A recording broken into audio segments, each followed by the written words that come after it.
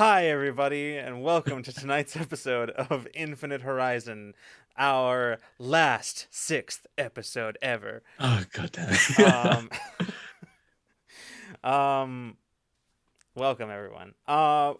Tonight we have uh this show for you, but before we get into that, we have some announcements and some reminders. So we'll start with the main announcement, which right now,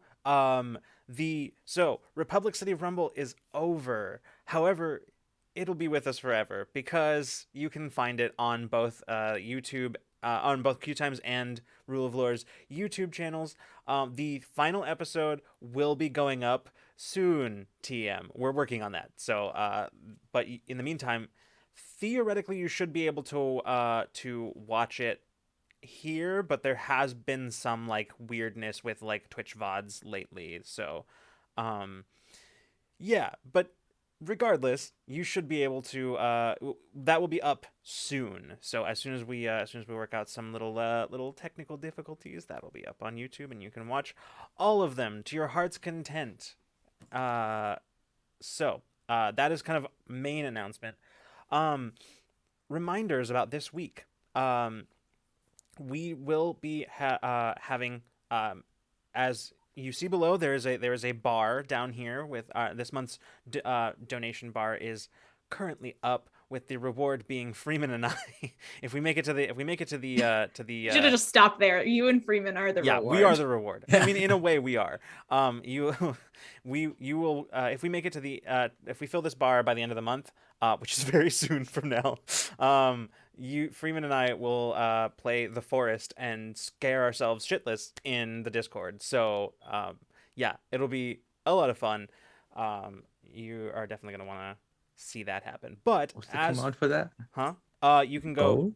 goal or tip, and either I think at least one of those will take. I think the tip will take you to the Streamlabs donation page. So, thank you, Drac. So yeah, but last month's goal, we will be fulfilling that this Saturday at, I believe, 6 p.m. Pacific time, but John can correct me on that.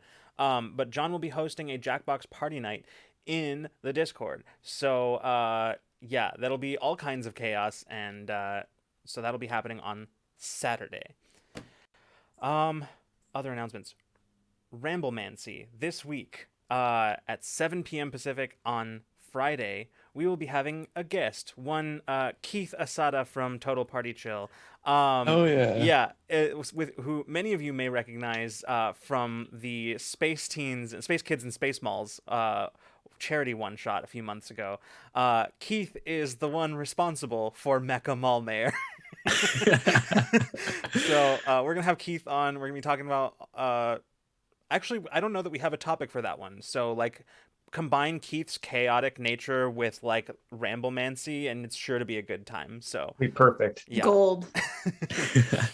So that will be this Friday. I actually think that might be most of our announcements. I do have a personal one, which is it's still a ways out, but it was recently announced. So I'll talk about it now, and I'll talk about it as we get closer to it. But over on Valdrian's channel on November, I don't know the exact dates of the whole charity, but like I will be over there for the as participating in Valdrian's Extra Life charity streams. One of them on November 7th at 8 a.m. Pacific time. I will be playing in a Cyberpunk Red game, and I'm very excited about that.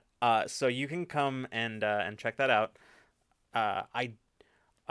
Yeah, it'll be a lot of fun. So that's, I believe, Sunday, November 7th. I think it's a Sunday. Yeah. So, I'm mentioning it now. It's still a ways out, but I'm mentioning it now because it was just recently announced, and we will. I'll talk about it more as we get closer. I do have one final one, and that is happy birthday, Caitlin. Yes. Happy birthday, Keenan. Several days ago, but thank you. Yes, I know. Listen, but I'm you saying know it for me. chat's sake. For chat's sake, Yeah. that is it is not today. It was Happy birthday. Happy birthday. Happy birthday. Thank you. Do you feel wiser? I feel less insured. Ooh. Thanks, America. Ooh. Right. 26, maybe. Actually, I think I have a 40-day grace period, but still. Better go to the alright. dentist. I did last week. Or 2 weeks ago. Excellent. I Excellent. got all of the appointments in as fast as I could. Nice. Just rapid fire. Just Yeah. yep. There you go. Yep. Get them all in while you can. Oh. All right. What? Anybody else have announcements? No. I Oh, do. go for it, Drac. Yes. So tomorrow I'm going to be over on Runaway Robot underscore in the continuation of the campaign Ruin Crimson. It's one of the campaigns of a 3-campaign series where we're all in hell and we're trying to figure out why we're there and how to get out. That's at 3 p.m. Eastern. On Friday, I'm going to be guesting over on Stellar Luna. That's STELLALUNA on Twitch. I'm going to be guesting as someone. I can't reveal who, but I'm going to be guessing as someone at 9 p.m. Eastern. It's a game where it's just about the players of demigods, and it's just like a retelling of Greek mythology and continuation of where some of them got left off, but in the lens of D&D. And it's honestly very interesting. I'm very excited for what chaos I'm going to bring into it. Hell yeah. I also want to say that French Roll Dice, as well as everyone in Emporium, which is a Twitch team, that's the word for it. We're doing a 3-day charity event on Friday, Saturday, and Sunday. I can't remember the exact times we're starting, but it's a 12-hour thing where we're doing a relay and we're raising money for Trans Lifeline. So if you want to come and see a bunch of people play video games, Utopia and French Roll Dice going to be doing a 2-shot. So like if you want to check that out, follow Emporium Twitch. That's Emporium Twitch on Twitter, or Emporium on Twitch, and you can see what we're up to, because it's going to be very, very cool, I think. Awesome. I think that's everything. Very exciting. Power Play's back on Q Times. Our season 4 premiere is now up on YouTube, where Drac guested, and we were obnoxious little childhood friends, and you should go watch it because it was such a fun episode. But yeah, So we'll be fun. back next week. Normal Power Play time, 5 p.m. Pacific on Q Times Twitch. Check it out. Excellent. Anyone have anything else you want to add? Great. Okay. Nope. Well, I'm excited to play. Yeah. That's my I'm excited. announcement. excellent. All right. Well, then let's get to that. We will jump right into tonight's episode. See you in a second.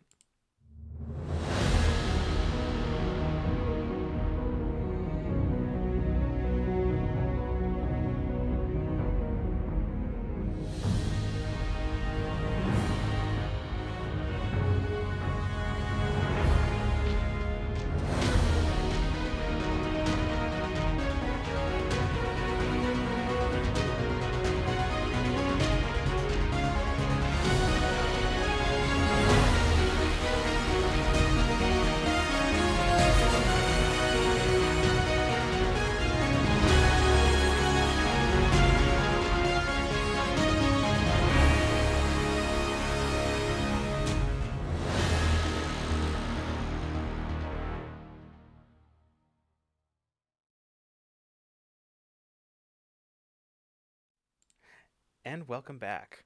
All right. So, previously on Infinite Horizon, following their escape from the corporate attack at the Resistance base, the crew coped with the loss as well as they could. Amidst the flurry of settling essential personnel on Wire's ship and making it more fit for long-term usage, Peach informed the rest of the crew that Oneira was behind the attack. While the news was unsettling, they had precious few ways to deal with her, and so continued to focus on the task at hand, finding new allies.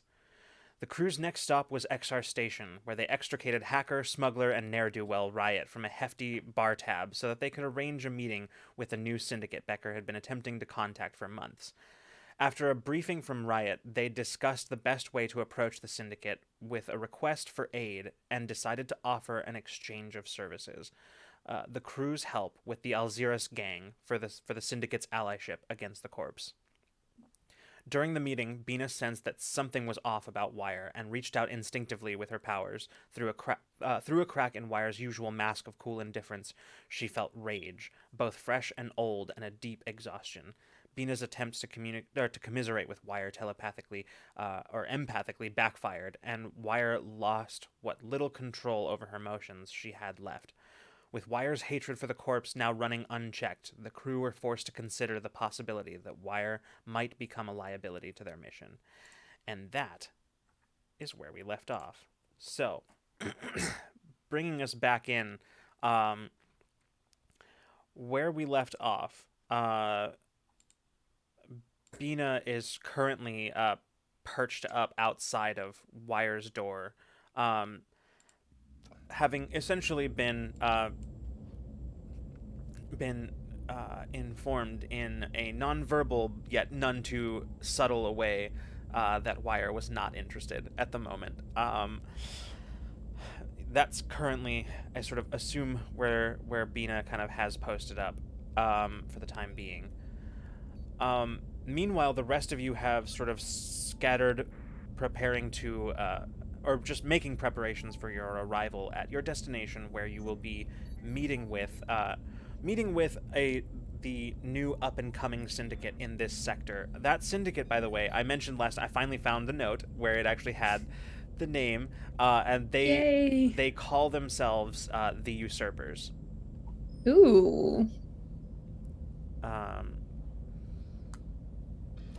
So, Love that. yeah, you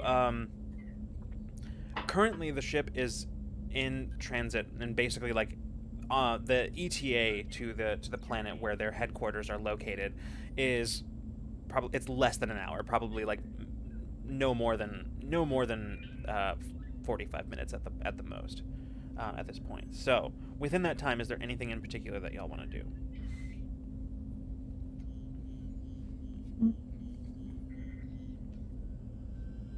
I really think Bina's just hanging out. Like she's just hanging out waiting. Yeah, fair enough. Not expecting a response, but like wanting to be there nonetheless. Sure. Yeah. Sitting outside there, you would definitely be able to still feel Wire's emotions kind of running unchecked. You, I think, at this point, like your brain has sort of, your mind has sort of shielded itself somewhat at this point, where like the initial shock of it was just in these just kind of catching you unprepared. Right now, Overwhelming, yeah. right now you can still feel it. It's still very strong, but it's no longer like affecting you the way that it was before. I've recalibrated. I've like, I know where to where to distance. Basically, it's sort of like the solar shield on the forward view screen of a ship. You know, if the flare comes too fast, it has to catch up. It takes a second to catch up, but yeah. Cool. What about the rest of you? I think I'm probably with Mason and kind of asking like a ton of follow-up questions about all of his information. It's like, so I see this note here that you have. Do you think that this could be a good bit of leverage? I mean, do you think, like, she's just going through and like basically like trying to get more information? Sure. That's is all I know is what I've said, but maybe it could be.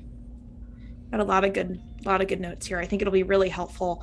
So do you think we should go in like aggressive? Like what's the best way to deal with these kind of people? Yeah, it depends. They might not take kindly to aggression, but assertiveness, yes, always a good play. Okay. I mean, act like you belong and you've got business here and they need to hear it. Well, we do have business here, so that's in our benefit. Zaya, I think, is probably also present during this, having also been a member of the regulators at one point. Is sort of like sitting here. She's been pretty distracted. But at this point, kind of like weighs in and says, "Yeah, I second that. And moreover, don't let yourself be intimidated, or at least don't outwardly show it. The moment Okay. you're going to be sized up by these people, the moment they lay eyes on you. From that point on, everything you do will be under scrutiny as they try to basically they'll try to get the measure of you, basically, and determine whether you're somebody that they can push around or whether you're going to be, well, let's to put it nicely, a problem. Well, have some experience with people like that, so I guess it's pretty applicable to most meetings. Yeah. And just to be clear, in this situation, you want them to recognize you as a problem. Oh, okay. Interesting. It's a delicate balance. Good. You want to be recognized as a problem, but not as a threat. I think we're kind of both of those things. Yeah. That's where the difficulty is going to come in. I'll leave that in your capable hands, Princess. Thank you. Thank you. I think Peach probably has a little bit of a flush still from this from earlier. Yeah. It's definitely the sort of thing that Zaya might have picked up on under normal circumstances and poked fun about. And like teased you about, but at this moment, yeah, Zaya is very like, ooh, I'm in the clear. Yeah. I think Talon has been like sitting in on this, asking questions where he can as well. But I do think he's kind of distracted as well. After that sudden like explosion from Wire, of all people as well, and then being falling out after her. I think he's definitely been like looking out from like towards the door, like half expecting them to come back in, half wondering if he should go out to see what's going on. But I think he kind of like after a while he kind of focuses back in on this mission. So who's going to be going out to talk to them? Is going to be everyone in this room? Are we going to bring anyone else? Do we want numbers, or would that make us look like a threat rather than just a problem? Becker shrugs and just says, my advice, we don't want to show our whole hand here. So I recommend not taking everyone. And if I'm being honest, it's probably better that we don't arrive in any of our own ships. We can contact Scrapyard, and I know they've got a shuttle. Maybe they'll be willing to lend us a shuttle to get down to the surface. Otherwise, I think for the most part we should try to stay out of sight. Okay, sounds good. I think we can do that.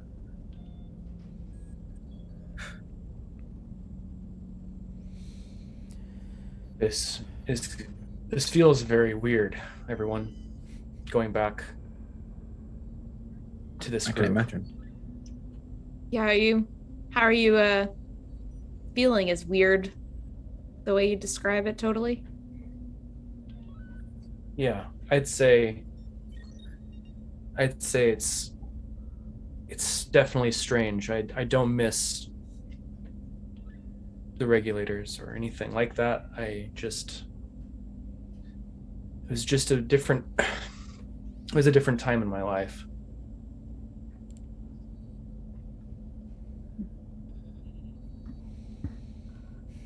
Mason just kind of looks at the floor and like scuffs the floor with his shoe. Well, we'll hopefully make this quick, so we won't need to feel weird about it for too long. Yeah, and if they're too unfriendly and, we really need their help, you can always give them a little bit of a push.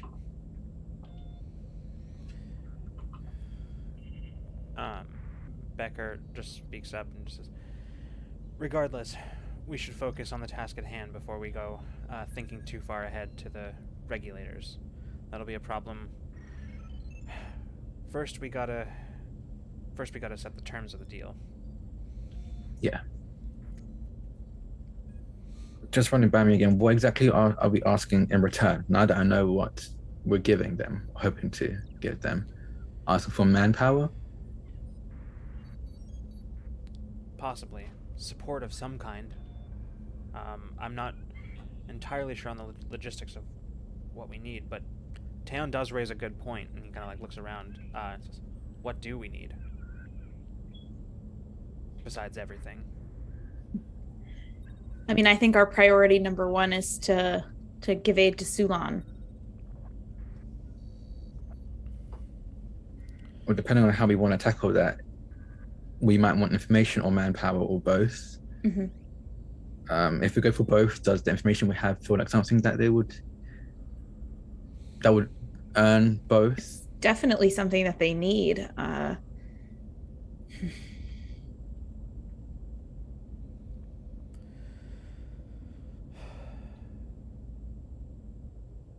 I'm with how aggressive things have been getting recently. I think our top priority at this point, especially with us scattered, is most likely manpower. I think we're, despite how many times they've got to jump on us, I think there's not much more information we can get. We're usually quite on top of when it comes to info, but we are pretty small in numbers in comparison.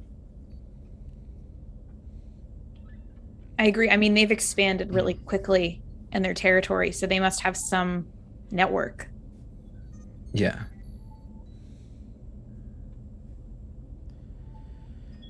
And if we can free up a threat for them, that frees up a lot of their forces for us. If we can convince them. Yeah. So manpower, first and foremost, information, if we can tag that on as well. Anything at this point? Okay. Yeah. The reality remains, if we can shake the Usurpers Syndicate's grip on this sector, that's gonna earn us a lot, as far as they're concerned. That's why it's important to set the terms of the deal first before we make a move, because afterwards, what's done is done, and we have no leverage. I agree. Okay. All right then. He stands up, says, "I'll go check on Alma, see how our approach is coming." Good. Sounds good. And Becker takes his leave from the room.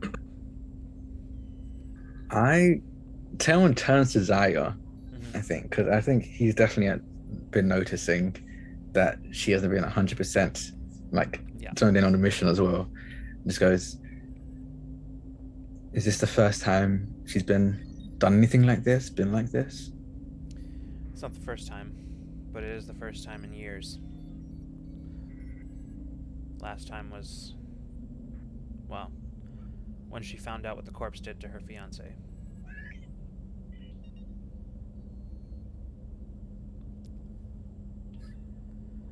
How long do you think she'll be this way? She's always this way. She just usually has a better handle on it. But, I don't know. I couldn't tell you. Okay. At the best of times, she's dangerous. But she's usually dangerous because she's very smart. She is very calculating. She doesn't make mistakes. She is thorough. And is determined. Right now, she's dangerous in the same way that a live grenade is dangerous.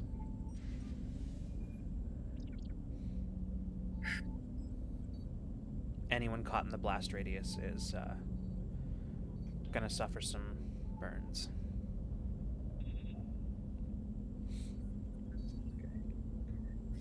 Okay, in that case, I think we might, instead of just tagging on the information as an extra thing we want, I think we should just go equal parts manpower, equal parts information.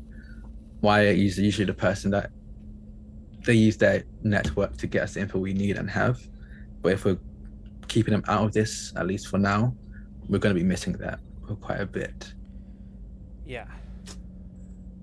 think it's probably better if I stay behind and keep an eye on things. It's not going to be easy to convince her to stay out of this. Yeah, I can imagine. Thank you, Zaya. Well, if that's everything, I should probably get started on, on that. Yeah. She stands up and looks at you, Mason, as she turns to go, and just says, "And when it comes time to face down the regulators, whatever you need, I'll have your back." Mason just gives a firm nod. Yeah. She also strides out of the room, leaving basically just the three of you at this point in there.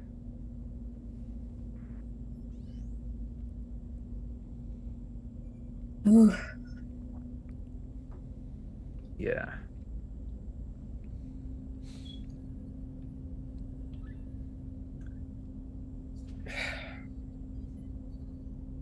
Is Bina okay? I think she just needed a second. Yeah, I can imagine that was probably a lot of emotions to suddenly sense, but did we say something? I think that we've all been at least trying to lean on each other for support. And I think Wire, throughout all of this, and I think Wire has been supporting herself the whole time. It was just about the time for it to break. It's not an easy road to go down. Yeah. How's everyone feeling about our mission, though? I'm feeling very confident, Taeyeon.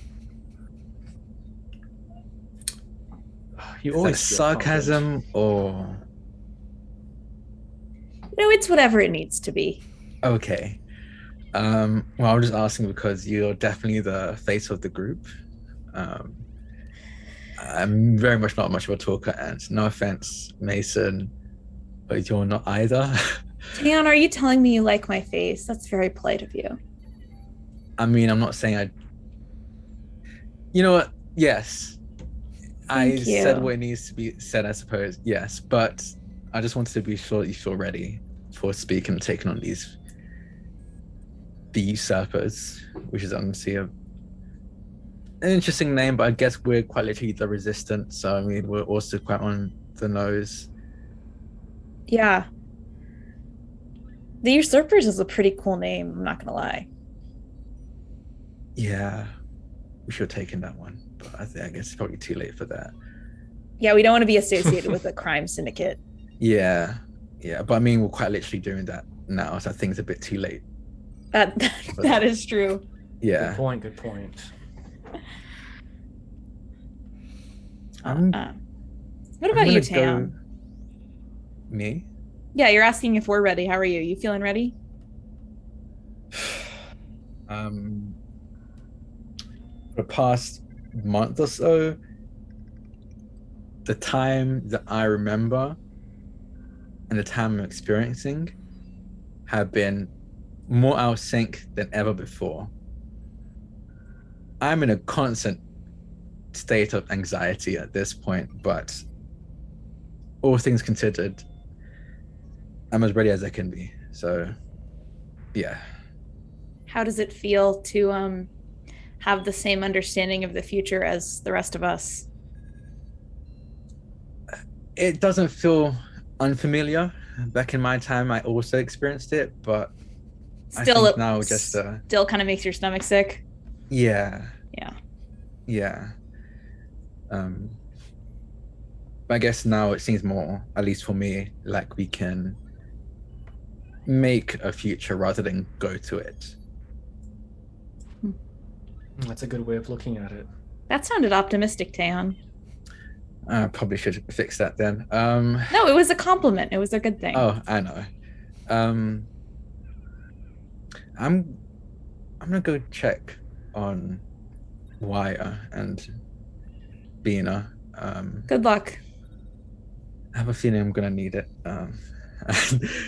He's gonna stand up and walk out. All right. At this point, well, I'll just say that Peach and Mason, you get a just little notification from the bridge, basically saying you'd all get this, but basically saying final approach, preparing for final approach, in 10 minutes.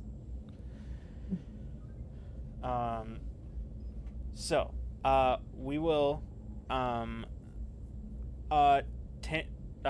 Drac, are you angling for a particular scene, or are you sort of just, is there a scene that you want to have there, or are you kind of just I would love to run into Bina. Sure. Okay. Yeah, we can, Yes. we can do that now then. Yeah. So Bina, Yeah, she's not hiding or anything. She's just on the floor next to Wire's door with kind of her knees up and all four arms around her knees, just kind of hanging out. Yeah, there's not a lot of traffic through this area right now, as most people are actively working on things.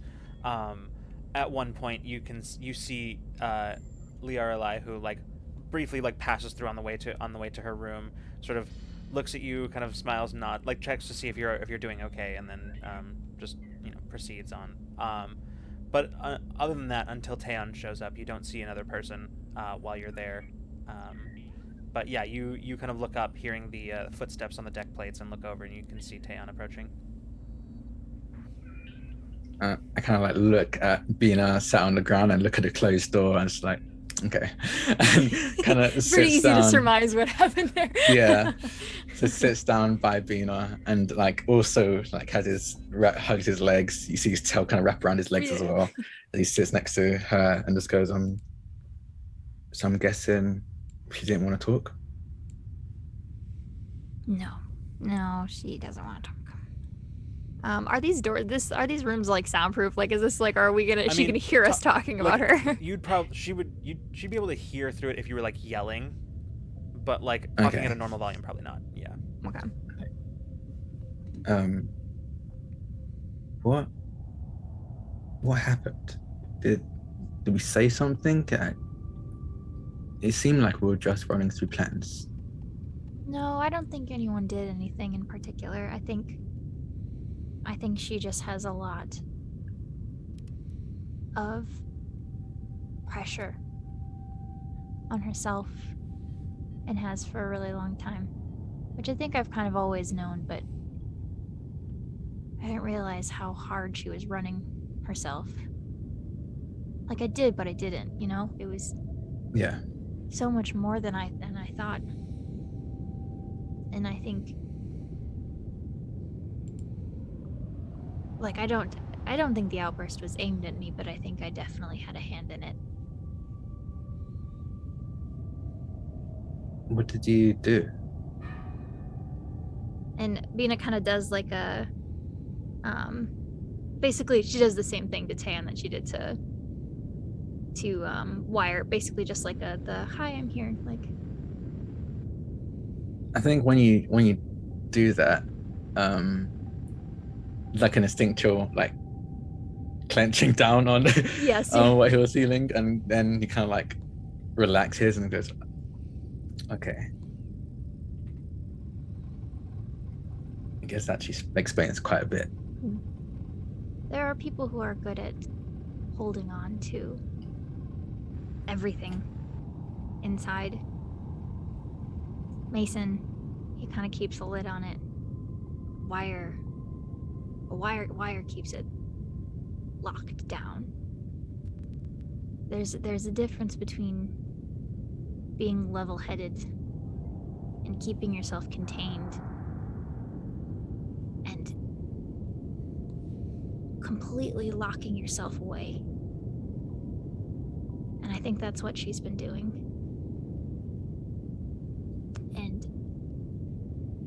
as someone who let her, without really thinking about how hard it was, or how hard she was pushing herself down, and as someone who has done that to themselves.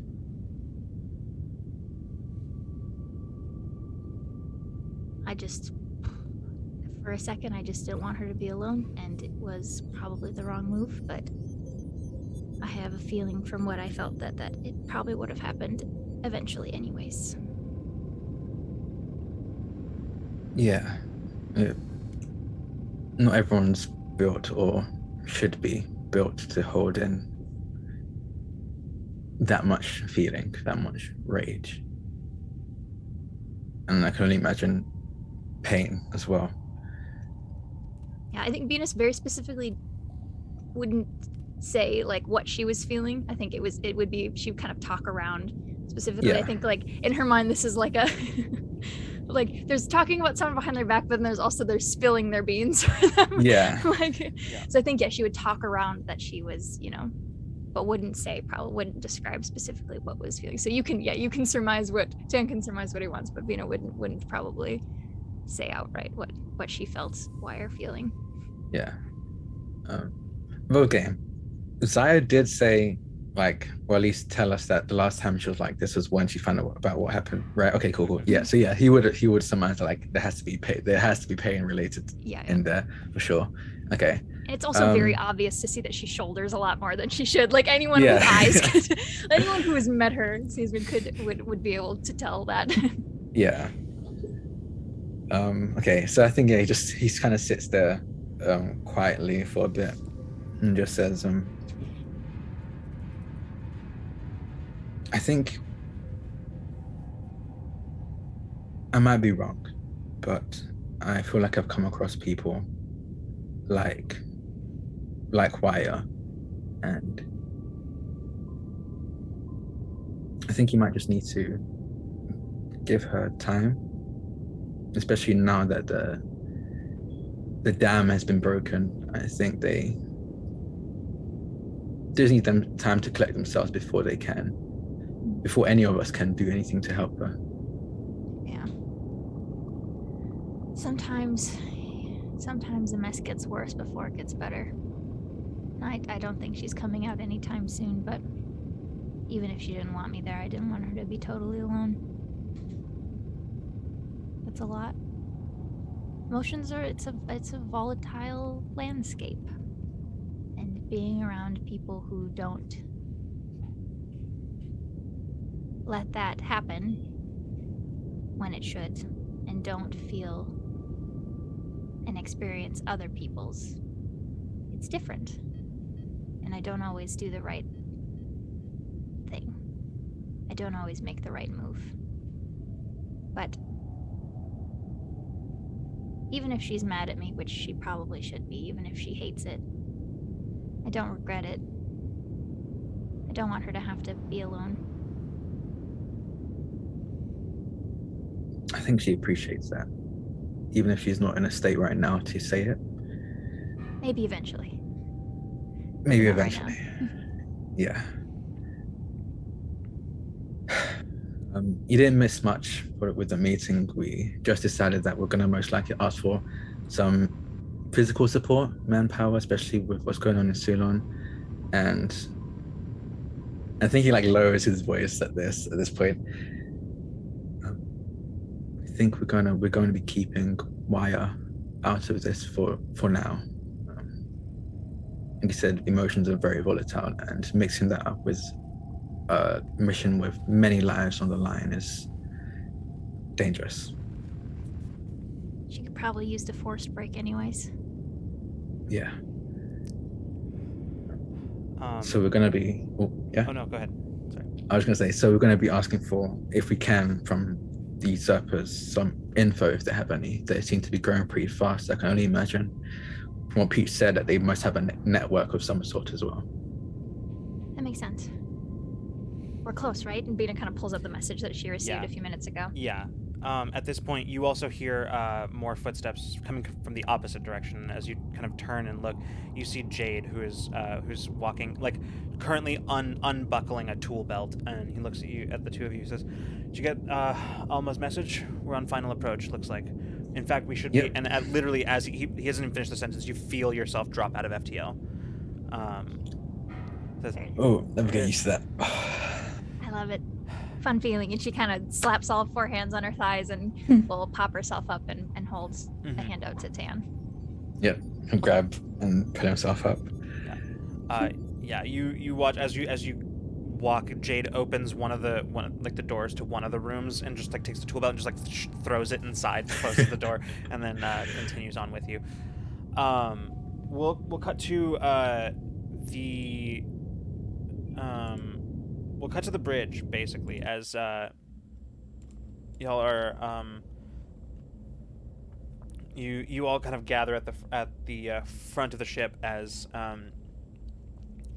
Alma, who has taken up the controls of Wire's vessel,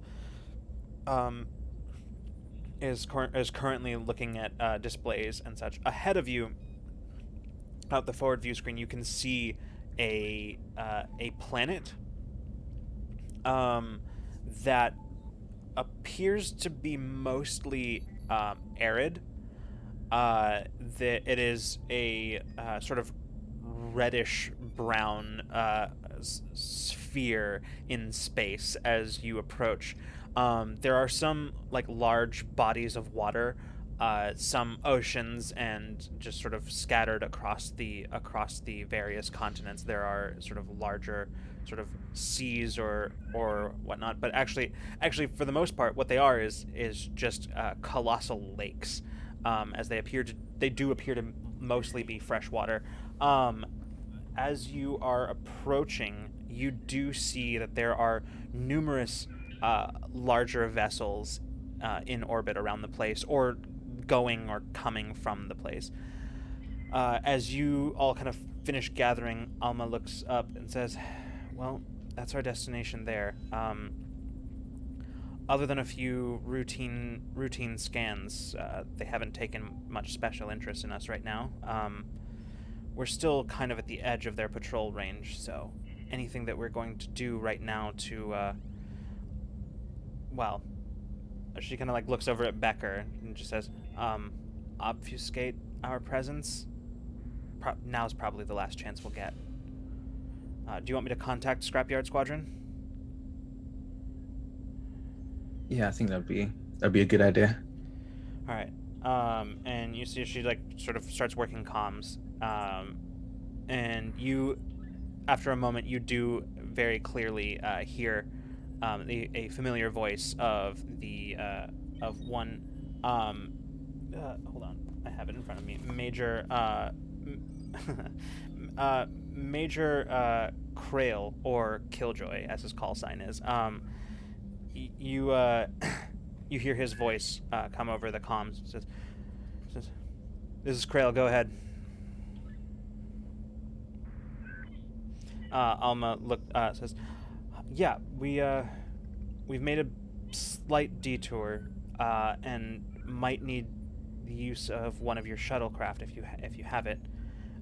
He says, "Oh yeah, I got the message Becker sent over earlier. We have a shuttle prepped and ready to go at your request. I'll have the shuttle head on over and dock with your craft, and you can head straight from there." "Great, thanks." Krail out. Transmission cuts out. We gotta take that guy out for a drink at some point. Yeah. Agree. Or 2. All right. So, we'll go ahead and say that we'll cut to you all boarding as the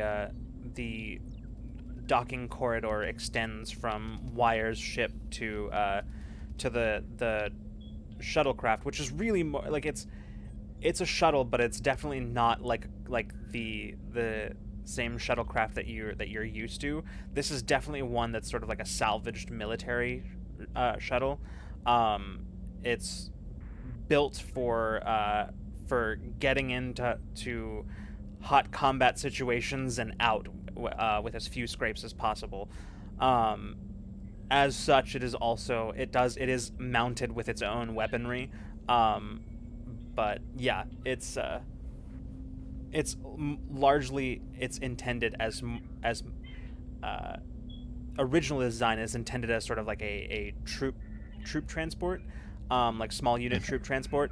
But it has been retrofitted to basically be more of like to be able to like for more carrying capacity, so that essentially for like on like planet side ops they can, as they did the last time you worked with Scrapyard, they could bring down maintenance crews and equipment and stuff like that. So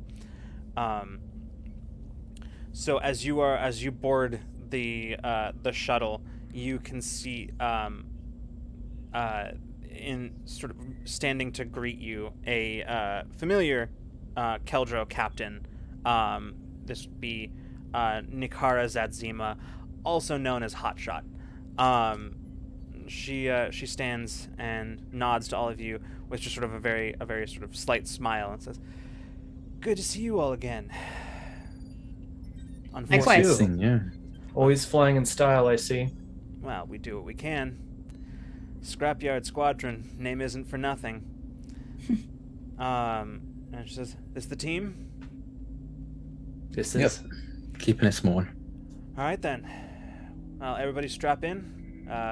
Don't anticipate any interference, but then again, this is the Border Worlds. She settles herself down into the pilot's seat and starts kind of like flipping like switches, running checks. And after a moment, you hear over comms Alma's voice saying, "Shuttle, you are clear of the docking corridor. Good luck, everyone." Is there a seat where I can be near the weapons? Yeah. Or how's the weapons work? Yeah. I mean, weaponry.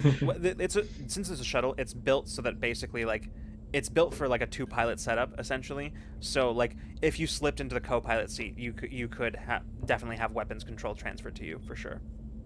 I'm going to look to Bina first before taking a co-pilot seat. I'm like, can I?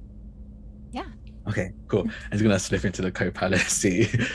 Will want to put her nose in everything else on the bridge, but like she doesn't mind not being in the co-pilot seat. Yeah.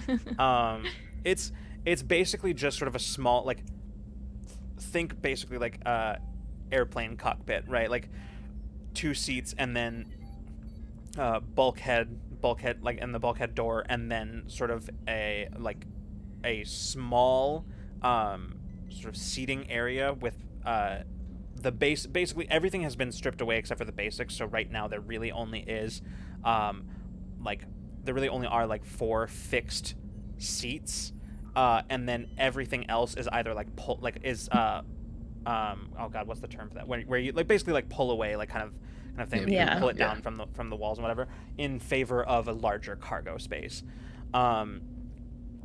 So yeah, you all kind of strap in, you get yourselves set up and ready to go, and the shuttle takes off and makes for planet side.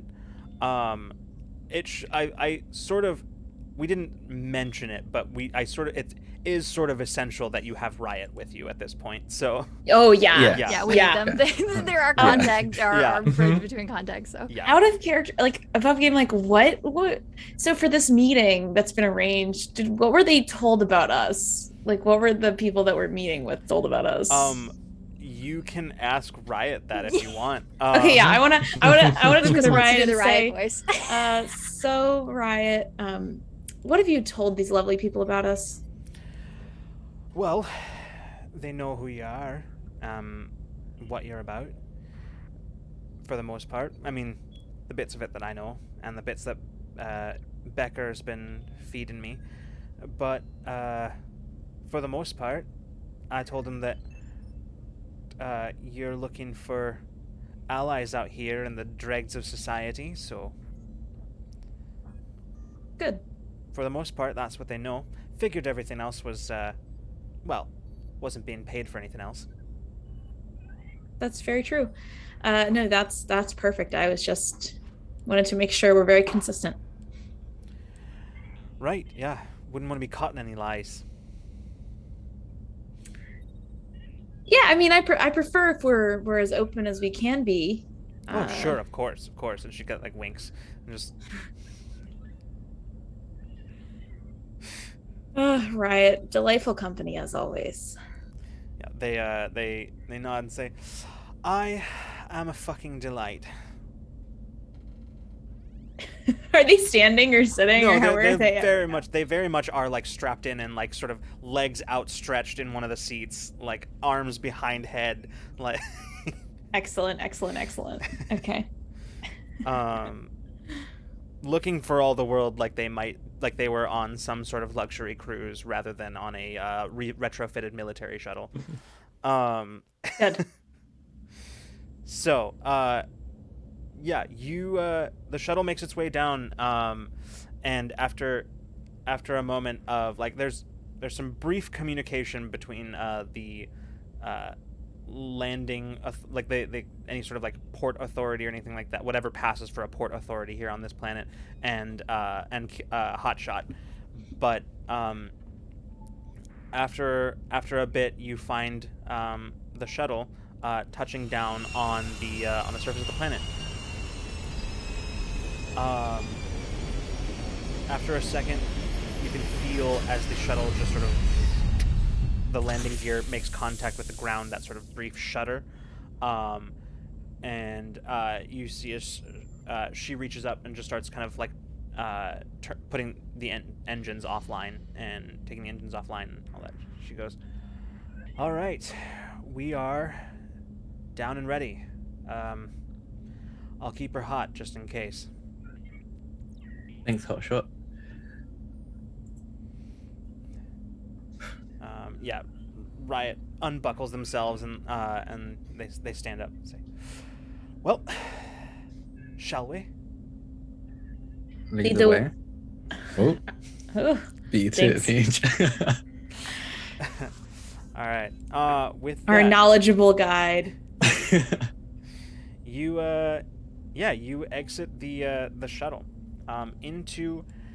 It's not exactly a booming metropolis, but it's probably what passes for one out in the border worlds. What you see in front of you is a relatively concentrated collection of buildings. Few of which are over 4 stories tall. Many of them still look to be at least mostly composed of old, like, prefab type buildings, like many other worlds that you've been on out here in the border worlds. You see that a lot of them, however, have had additional work done. It's not only prefab, but you can see the those sort of like colony roots that this place had.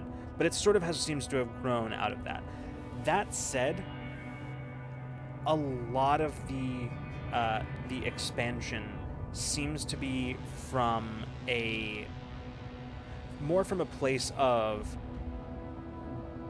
kind of patchwork repair than from necessarily an expansion. This is a place that very clearly bears the scars of numerous incidents that were likely to have that were probably very close to causing this place to cease to exist. But yeah, as you approach, there are ships kind of taking off and landing. It's nowhere near as busy as any of the like major ports that you've been to recently, but for a place out here on the border worlds, there's a lot of activity. But as you make your way into the place, there is Riot eventually leads you towards a larger collection of buildings that do appear to have some sort of, even in their state of disrepair, do carry some sort of almost building of prominence in this place. Definitely the sort of place that looks like it could be some kind of, looks like it might have at one point even have been used as some sort of governmental center. Back when terms like that applied to a place like this. Mason's going to. Yeah, go sorry. ahead. No, go ahead. Mason is just going to instantly, with his eyes, just kind of like scan as he's walking, and his just like the way he does when anytime he's in a new place, or he's on the back when he would walk the streets of Krenai, just kind of looking around for any kind of possible like shiftiness. Yeah, I'm actually going to have you go ahead and give me a roll on that one. It'll be an intellect task, and the difficulty of which is going to be, I think the difficulty on this is going to be 3. Okay. Okay, skill perception and assessing danger. Yes, absolutely. Investigation. Yeah, yep. So skilled in it. Excellent. So that brings it down to 0, but you can roll anyway if you would like. Yes, I'd like to. So skilled. I love to roll. Since we only rolled once last episode, so 7. I thought it was a 1, but it's a 7. Okay, great. So yeah, looking around, there, what you see is actually kind of surprising, because what you're used to seeing out in the border worlds, Mason, from your kind of your tour with the regulators, is, at least from like the populations in the border worlds, what you're used to seeing is groups of downtrodden people who have been in one way or another either exploited by the various syndicates or victims of a crossfire between syndicates. And what you're seeing here, however, is very, very obviously not that. It honestly looks like people are just sort of going about their daily lives. Like, you can see people who are sort of there are people who like carrying what look like baskets full of like produce from like what is very obviously, even at this distance, like from a couple blocks away, is very clearly some sort of open market. If anything, looking at this almost carries the vibe of some of the outer ascendancy worlds, in terms of how organized and frankly civilized it looks. Okay. You see something here that you don't often see in some of the backwater planets out in the border worlds, and that is that you see people, on their expressions, you note genuine smiles and like and expressions that evoke emotions other than simply a base will to survive. Wow. But I will also say, you also notice that there are people who are very intently noting your passage. Yeah, that was my next question. Yeah, there are definitely people like, and they're not trying to hide themselves. They're not being particularly overt, but they're not trying to hide themselves. But you do note that you gradually, over the course of your movement through this place, you're picking up a bit of an escort. They don't approach you. And they're not trying to hide at all. But yeah. Mason's not concerned, but very curious. Are there, in any of the things that they're carrying, are there any like say like someone's carrying like a bag full of food, or maybe like some kind of item? Is there any insignia or any kind of markings that Mason might recognize? You know what I would actually say, you note a variety of insignias from numerous syndicates that once sort of dotted this place. But all of those insignias are also in like while numerous individuals are wearing just a a plethora of insignias from all kinds of syndicates that were once either prominent or even minor ones in the area. All of them also have a single blue stripe that runs right through the middle of the insignia. For them, mostly like painted on. Mhm. Is what it appears.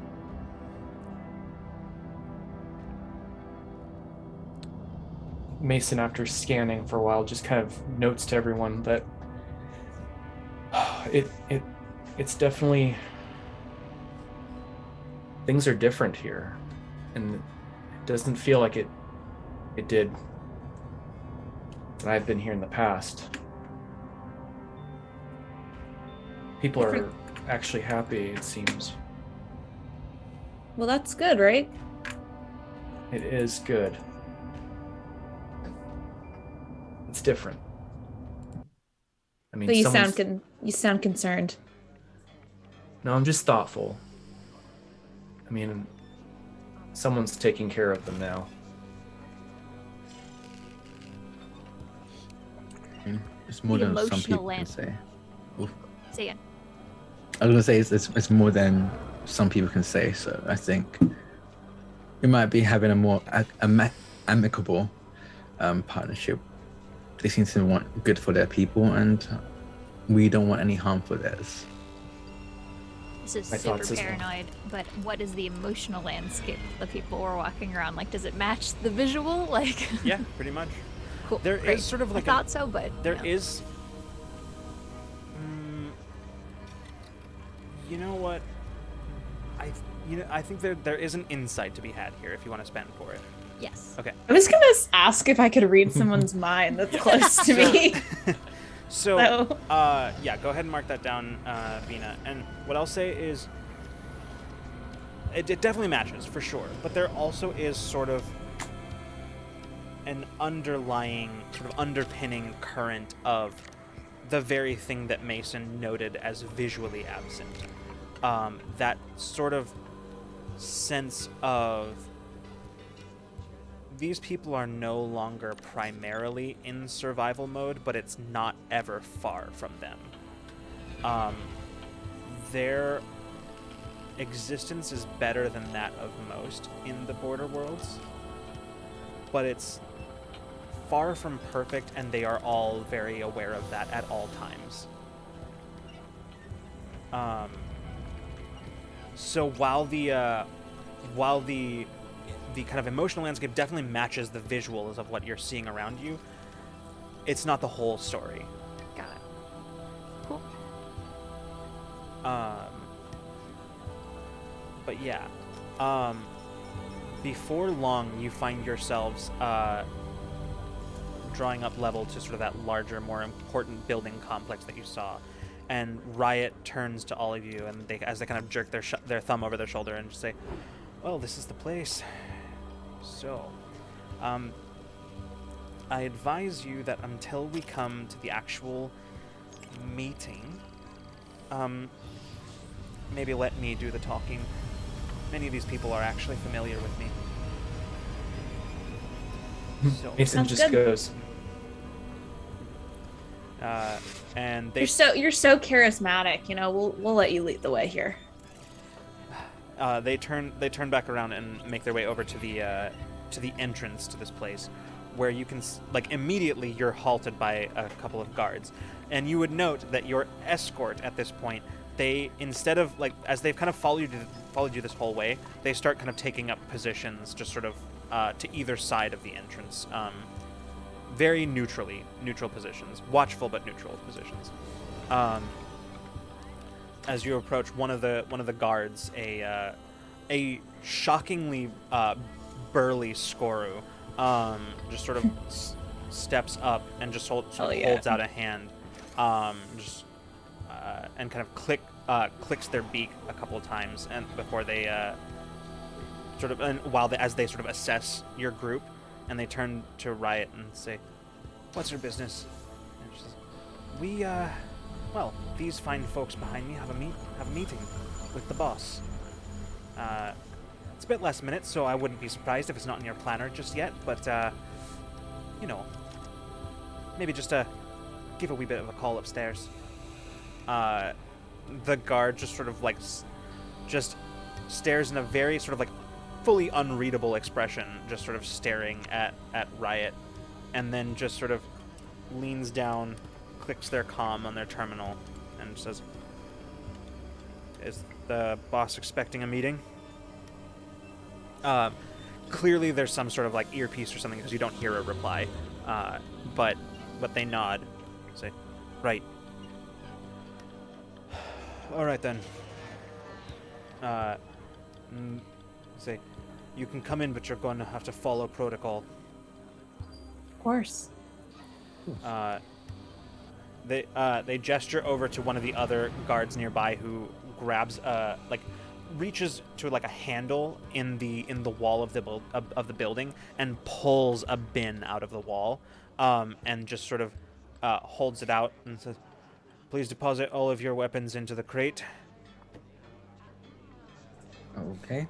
I don't even think of being like weapons. Taeyeon pulls out his medium blaster, 3 sonic grenades. I technically have a machete, but I've never used it, so I'm just going to take that out of my inventory entirely. But he pulls out all his weapons. Just leave it in the bin. I feel like I just have like Like, one here's a like machete, you can laser keep that. weapon or something. Mm-hmm. That's all I have. Yeah. Mason steps up and pulls out his medium pistol from inside his coat. Probably the 2 mags, I guess. Pocket knife. Goes like, hold on, and then like bends over and like lifts up his pant leg, and Classic. pulls out the backup like boot gun and puts it in there, and just kind of goes like this, kind of like nothing. Fino watches all of this happen and then like looks down at her tool belt and pulls out like a wrench that's kind of pointy and puts it in the bin. And like shrugs. All right. And he's still like they still like are holding out the bin, and like expectantly, and then they kind of like look and give an eye over to Riot, who goes, "Oh, what? Me too." Fine. And they just sort of pull up their shirt, and you can see from like what is essentially like very clearly like a it's pretty common, but it's essentially like a holdout holster that is basically like designed to lie flat against the stomach. They just sort of like pull up their shirt, pull out the small arms, similar in design to Mason's boot weapon, and they just sort of deposit it in the crate. It says, "No trust? I thought we'd had something, you and I. I thought we had a bit of a rapport going." The guard does not respond. Just takes the bin and just pushes it back into the wall, and then you see as the guard looks up and says, "All right, open up." The doors to the building open, where you can, and Taeyeon, you would immediately note that there is a security screen in the doorway that basically is there to ensure your complete honesty when depositing weapons. But yeah, you all kind of one by one step through. And here's an important question: did all of you put all of your weapons in the bin? Oh yeah. Okay. I mean, our most weapons in the bin. I our don't know. most powerful weapons are within us still. Fair enough. It's in our hearts all along. The only thing I have is like my visual displacement device and force shield projector. Do those count as weapons, or are those? Too. If they are, then I would have put it away. I'm not trying to hide Yeah. anything, but I'm just saying if no, they counted. I think those are borderline. It's not something that would be necessarily picked up by the security screen. So, Okay. but yeah. So, And yeah. diplomat mouthwash. No, in the bin. That's true. Put it in the bin. That is too powerful. powerful. Level Good 8 level marker. Good eight impressions. Good first impressions are the deadliest. This would be the weapon. time to use it. Knock it back real quick. We're gonna... All right. So yeah, you all make your way inside and immediately kind of into a what looks like a very This place was probably at one point like just sort of a some sort of governmental building, but has long since been converted into something more akin to a fortress. The inside was probably once a relatively all right look reception atrium. It's now very much a like fortified entranceway. There are all kinds of barrier fortifications, things like that. Looking around, the security screen was not their only countermeasure, as you note. I would say this is very obvious to Taeon, like just at a glance, and I think it's probably intentionally so.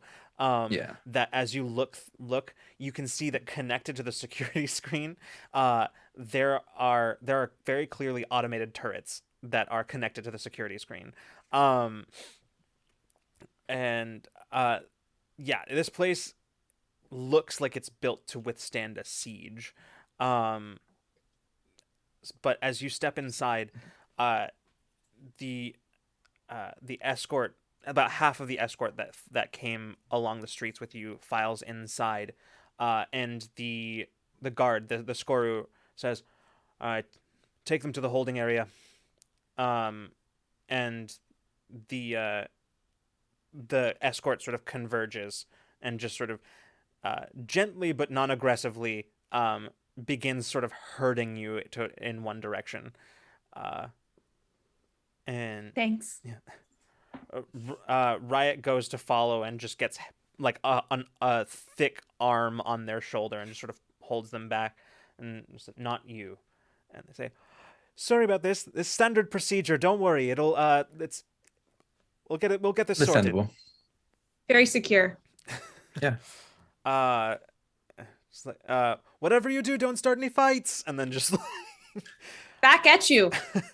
yeah, you get led away from kind of the kind of main reception area, and led down sort of a short flight of stairs to a lower level that is very clearly subterranean.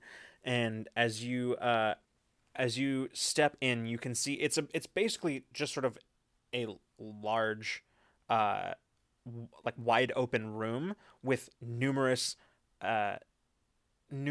doors that kind of lead off of it, and as you're kind of led towards one, and one of the guards goes up to it, types in a code on the keypad, and the door just sort of slides over to the side, revealing what is very clearly some sort of holding cell, a sort of large holding cell. And he turns and says, "Please step inside." Yeah, Tandra steps inside. Mm-hmm. Yeah, you all do so. And the without another word, the guard walks up, hits enters a code on the keypad, and the door just slides shut. As you step inside, numerous individuals around the room, a few of them kind of like glance up at you very sort of suspiciously, and as you enter the room, but most of them don't acknowledge you in any way. They just sort of... What do they look like? Like, what's the group of them look like? It's not less of a group, more of just a few individuals who are in here. They look like citizenry mostly. Like quite a few of them are wearing the same kind of like just sort of basic like colonist tunics kind of things, and jumpsuits, those sorts of the same kind of stuff that like the average citizenry was wearing on the way in. Just gonna turn to one of them and just say, "Hey, you guys been waiting here for a while?" A pair of them that are the only two in here who look like they're like that they know each other, glance over at you as you speak, and then they just look away. They don't respond. Okay, just nice to meet you guys. Gonna turn back to the group of us. Yeah.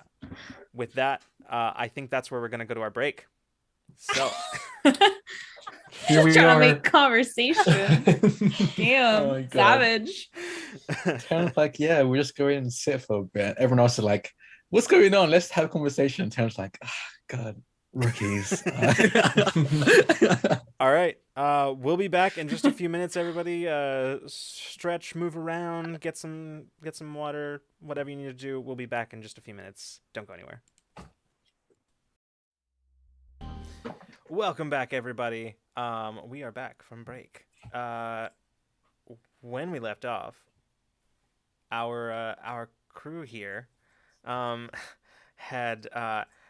their weapons taken away from them, or rather, they voluntarily gave up their weapons and were escorted to a holding cell in the basement floor of this fortress-like building that is serving as the headquarters for the Usurpers Syndicate. So we'll pick up there as you all find yourselves in this holding cell. And at the moment, there is... sorry, 1 second. I'm just setting some things. At the moment, most people are not reacting to your presence. They reacted when you entered, and then just sort of went back to sort of their own thoughts. I don't know. It's unclear. They're all just they're all sort of keeping to themselves. What's the emotional profile of this room now? The emotional profile, overwhelmingly wary. Oh, okay. Yeah, just sort of everybody sort of in this room's largely suspicious of each other. Okay. Just sort of, yeah. It's nobody seems particularly like freaked out or like delighted to be here. Like it's pretty like just baseline wary. Cool. Mm-hmm. Yeah. Anywhere from like it's emotionally neutral for the most part. There are a couple people who seem like they're maybe a little anxious, but like, yeah, pretty close to like well within normal amounts of those things. So cool. Yeah. I want to mess with some people. Huh? I'm like looking at my skill set. What can I do to mess with these people if we're stuck in here? Like, yeah. I don't actually want to do anything, but I think it would be. Yeah, looking around the room. I was doing the same thing. I was looking too. Yeah, looking around the room, there's a collection of beings, of various beings, mostly Anzalonian Keldro. There's the pair of individuals that you saw were Skoru, and there's a Nelfin in here as well. There's one or two humans kind of towards the back corner, but yeah. All in all, probably no more than like 10 other people in here. While we were like being led through this facility, is it like a nicer like upkept, renovated facility, or is it kind of like I didn't get the impression that it was like shoddily put together or anything, but is it like cobbled together, or is it like actually nice shiny new facilities? I mean, it's not new by any stretch. It's does seem to be well kept up as much as it could be, given like everything that this place seems like it's gone through. But yeah, I mean, it's not shabby or breaking down or anything like that. Yeah, if anything, this is probably one of the places where the most attention to that kind of thing is paid. More, if you had to guess. Mm-hmm. Having not seen the interior of any other buildings here, it's hard to say, but probably. Yeah, given the attention to detail that you've seen in terms of, at the very least in terms of defenses, it seems like it's important enough that it would at least carry that upkeep. I'm standing next to Taeon trying to trying to replicate his demeanor. I think Tony just kind of like he's got his wrist computer on, so I think he kind of just like flicking through files on his wrist computer. Okay. Every so often looking up, if he feels like someone's like staring or making eye contact. But if not, he just keeps going through files and Okay, then I'm gonna kind of like look down over your shoulder and like take a look and like make an occasional like vague comment. Bina's sitting on one of the benches, just kicking her feet and like tuning into people sporadically, just like I don't know what the fuck I'm doing here. Genuinely. Yeah. She's like, I guess I was given this instruction, so what's up? Like, but not really talking to anyone or anything. Yeah, Mason's gonna just kind of do what he does. He's gonna read the room a little bit. Sure. Yeah, between I'd say Mason and Bina sort of like, looking around, like for the most part, it's as I described to you, Caitlin. Like the mood is pretty neutral, wary. However, there are definitely some like outliers in that as well. Like you definitely like, while for the most part nobody here particularly acknowledged you, you are by far the most interesting looking group in here. So RPG party syndrome. yeah. Whereas like everybody else seems to be dressed in some way that is appropriate for the more arid climate on this world, and for sort of everyday life in a place like that. You all are definitely stand out in this particular mix, which like does draw the occasional glance, but Bina and Mason, Bina, you picking it up more empathically, and Mason just from demeanor, you do catch like there is some curiosity from one in particular, which is the singular Nelfin in the room. She's dressed very similarly to everyone else in the room, which is very like loose, light kind of cream colored clothing and sort of brown, like light browns and tans, and you can see that a bit of a rarity amongst Nelfin, especially in a climate like this one. She is her complexion is very pale. Nearly completely white with a sort of like blue undertinge to it, as she is, and also like Sedona, she is bald, has no even kind of semblance of anything that even like the plant like protrusions that Nelfin often have that sort of approximate hair in many ways, and you can no, go ahead. I was saying, if I feel Mason kind of acknowledge, like pick up, kind of like notice, like I guess just like a noticing kind of thing, Bina will like duplicate it back to him, like oh, I got it too, like I picked it up too. Yeah. Like yeah, like, Mason kind of just settles up next to Bina and is like, you picked up what I'm picking up? Seem interested more so than anybody else. Bina's just kind of like looking around and like kicking her feet and like, this is how I am sneaky, I guess. Like she's trying. Yeah. Oh, you know something specifically? I just think I just noticed that we've been. I think we stick out. Oh, definitely. No, the one in the back, kind of the Nelfin, kind of has been paying attention a little bit. Yeah.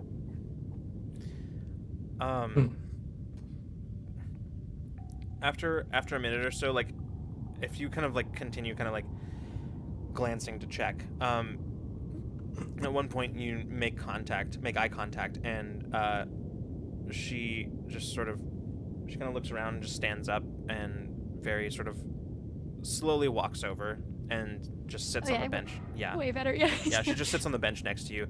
She says, You off-worlders? You? No, I grew up here. Nice place. It is a place. And Bina will hold out one of her hands and say, Binoba, and hold her hand to shake. She looks at you and doesn't take it, but says, Miris. Mason. It's good to meet you. she kind of like looks past the two of you to where Taeyeon and Peach are just sort of like looking over the. Oh, Peach. Oh, Taeyeon. So, what brings you to our lovely little? Come here often? She, This feels like a very strange situation. And no one has engaged us, and suddenly she wanted to come talk to us. Yeah. Sabrina's like, okay, you want something? well, Let's talk, I one guess. thing that I will say is that like you would note that like while everyone's attention shifted to you when you entered, hers never shifted back. Hers never left. Yes. Like but yeah, she just shrugs and just says, often enough, I think. I occasionally do work for the Usurpers. What line of work are you in? All kinds of work. Whatever they need, really. Could say the same about us. Do I feel recognition from her? Like, is that the interest that I was catching from before? Like, does she recognize us? You know, we're celebrities, so It's unclear. Okay, it's cool. it's That's it's fine. definitely more akin to curiosity than anything else. Mhm. Figured. I mean, we yeah. were intergalactic terrorists for a while, so. Yeah. still kind of are. Yeah, she it seems more just sort of like You're the most interesting thing I've seen today. yeah, yeah. Cool. Awesome. Yeah, she just shrugs and says, "So what brings you to our little back corner of the of nowhere?"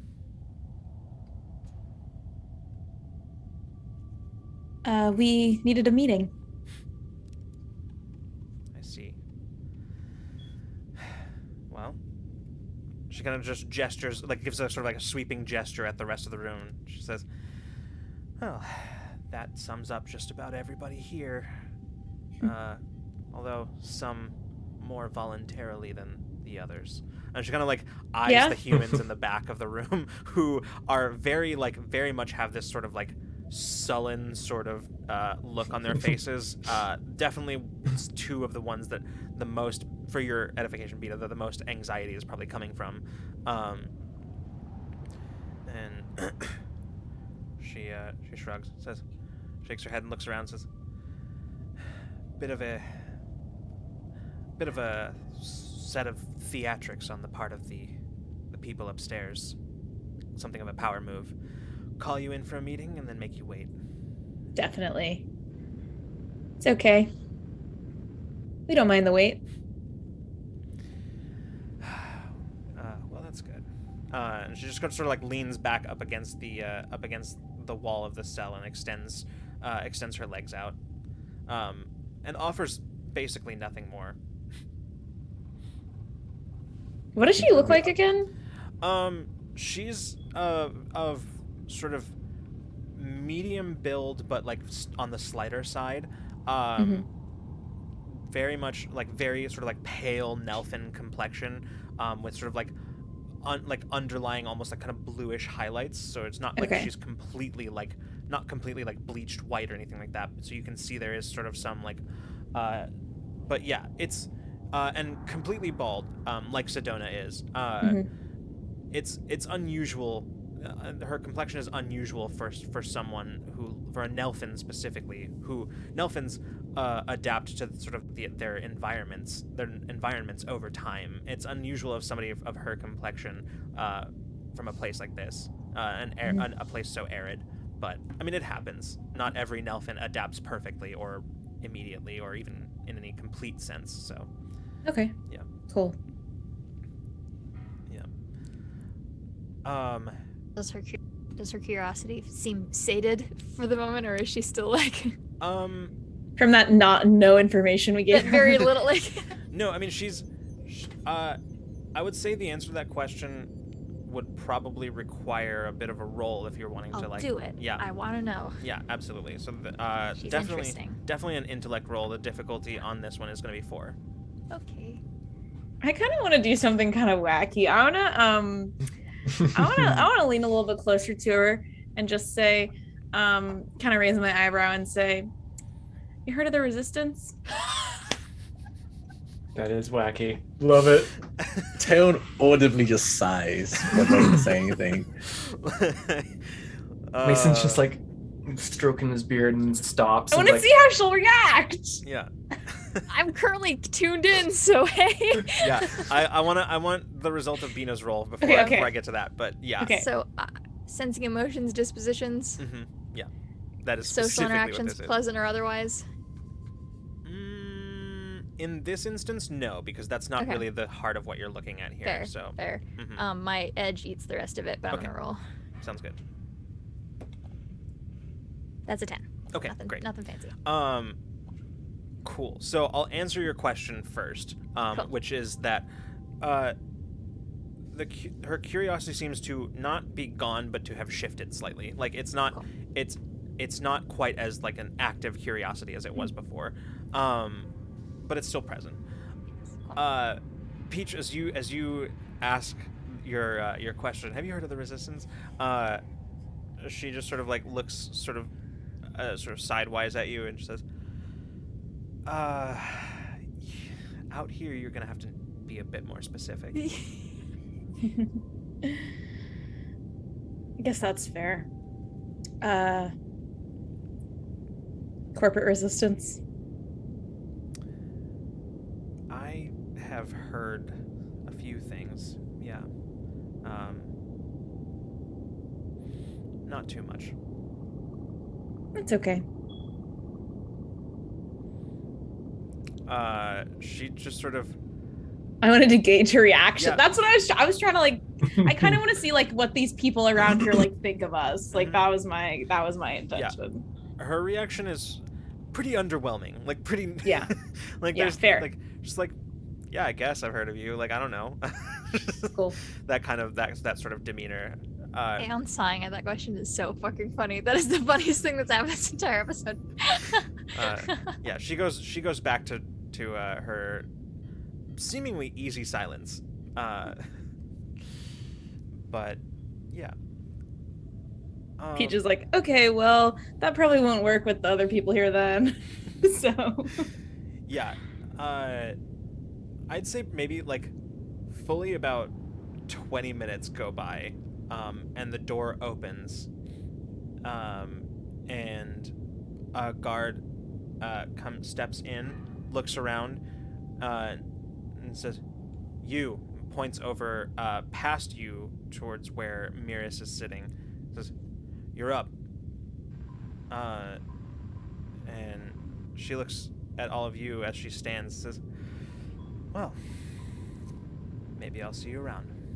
Nice to meet you. Yeah, likewise.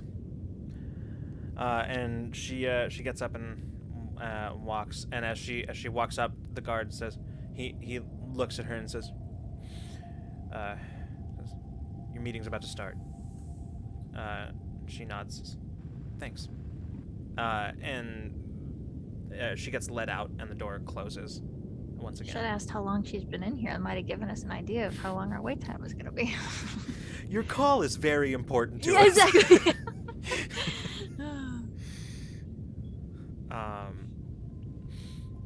I'm gonna huddle up and with everybody and just say, so is there anything else while we're waiting we want to talk about? Mason just kind of looks around, and if we do, we should definitely be quiet about it. Oh yeah, I mean, knowing fully that people are probably listening. Yes, nobody be rude. Yeah, I don't see there's anything. Why would we be rude? Huh?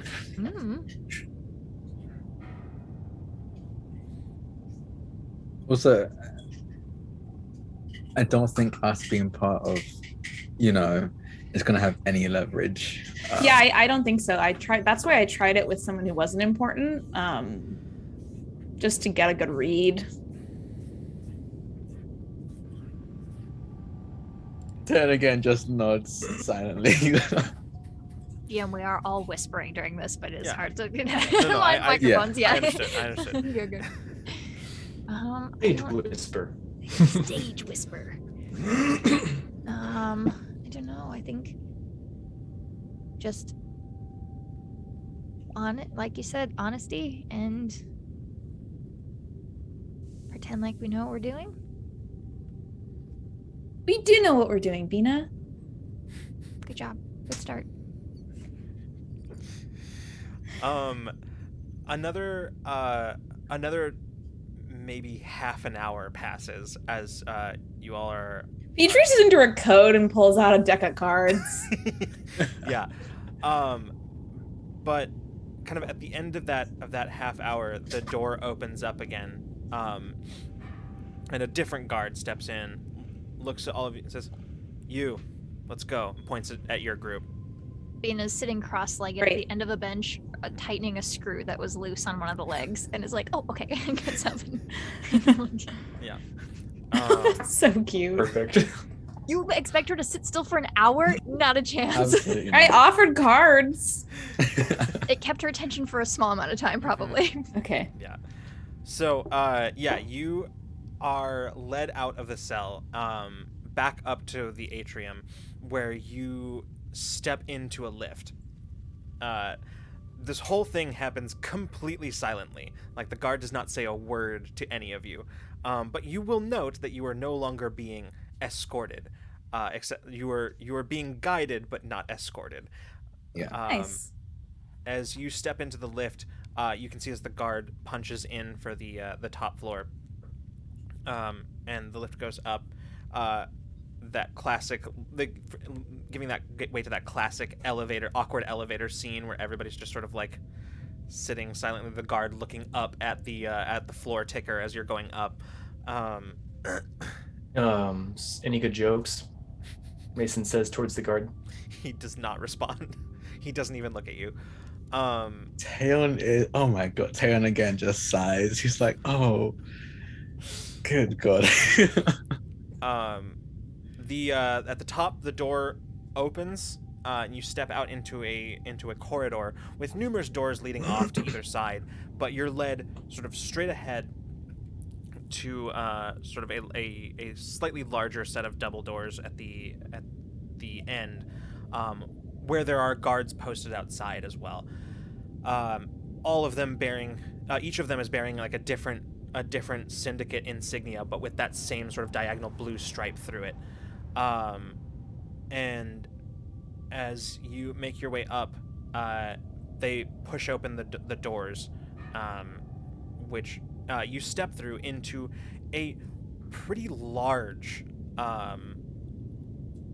It looks like it's definitely an office of some kind, but it is big. It's a room that could be like the size. It's the size of a small apartment, basically.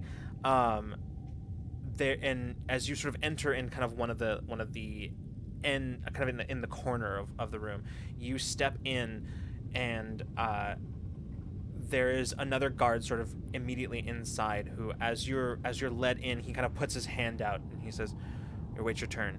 Wait right here." And you look into the room, and kind of at the far end of the room, maybe some like 20-30 feet away, you can see that there are two figures who are seated at the desk, looking sort of one of whom is speaking, a human, or possibly Terran. It's hard to tell from here. Is speaking at the moment to a figure who, well, you assume to a figure, but it's to a chair that is sort of the back of a chair that's turned away, turned towards a like large window at that end of the room, away from the people at the desk. And as you're standing there listening, one of them says, the one speaking says, "So, basically, if you don't want any trouble, then you're going to give us everything that I put on that list. Says, otherwise, this could go real bad." You hear. You can even see. You can sense his sort of like Bina. You can sense his like his smug sense of security from here. And And then you see as there's a beat. The other person in the other seat sort of shifts nervously, but then you watch as the chair swivels around, and you see, dressed very differently. You see Miris, dressed in basically like a fully white suit.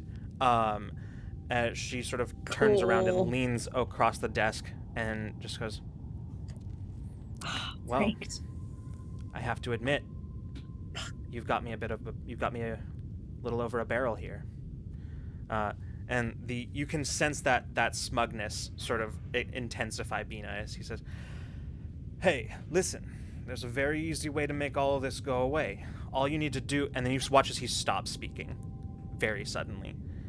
And you watch Bina as all of a sudden he sort of like, you can see as he puts his hand up to his chest, and you watch as he's like, you see like almost like you see his breath kind of come out of his mouth. You see it in front of him. Just and she says, Miris leans forward. Hasn't changed anything at all. No, her demeanor has not changed. She's just sort of looking across the desk at him, just sort of watching him with a sort of detached interest. As she says, "I have to admit, this is pretty disappointing." So, she stands up, and you watch as she just sort of points a finger at him, where you and on the edge of her end of her finger, you watch as ice just sort of forms at the end of her finger, and it fires off directly into the man who's sitting there, who was speaking before, who jerks for a moment in his seat and then just sort of goes limp. I would like to very quietly reach out my hands and touch my friends and cast energy protection. Yes. That is wholesome. Yeah. 10 plus boy. armor against damage. What energy type is cold? Is that cold I damage? feel that's still kinetic from the Is that way kinetic? from the blast, but I don't know what about the breath thing that happened. And she Cold. she leans back into her seat and looks at the other individual, and then she says, "So, I trust we've resolved all of our issues?" And the other individual, who is still sort of shifting nervously, even more so, says, yes, yeah, it's all squared away. In fact, and he like reaches to the desk and pulls the the data sheet towards him and just starts. You see as he does something, says, "It's all erased. Everything has been transferred back. All the data has been transferred back to you. No problems here." She nods, where you can see her hands are on the desk. Even from this distance, you can see where like sort of frost has sort of coated the surface of the desk. And she steps back and says, "All right then, everything's fine then." She gestures to a cup that's on the desk and says, "Drink your tea before it gets cold." And she settles back in, and he nods, and you can see as he picks it up and attempts to drink, and then can't seemingly has difficulty, and then you can hear it from here as he sets the teacup back into the saucer. You can hear his hands shaking. He sets it back, and she says, "It looks like my next appointment is here. You're free to go, provided there are no more issues between us." He says, "No, none at all. Of course not." He says, "Excellent." He stands up and takes one last glance at his deceased companion, and then just walks out towards you, not making eye contact with any of you as he leaves. You see as she just sitting in the chair, still not looking at any of you. She just and you watch as some of the guards from kind of the sides of the room pull up, pick up the body from the chair and start dragging it out of the room. And Holy shit. yeah, she leans forward and says, "Come on in." How are I going? Yeah. In we go. Oh boy. Yeah. she just very casually leaning back in her chair, watching as you all approach. Some additional chairs are sort of brought by a couple of the guards in the room. She says, "Please, have a seat." We come up, I just say hello again, and I'll sit down. She smiles and nods and says, "I apologize for the deception. I always like to size up any unknowns before, on my terms, before doing business." Honestly, that makes sense. It's pretty smart. She says, "So, the Resistance. What can I do for you?"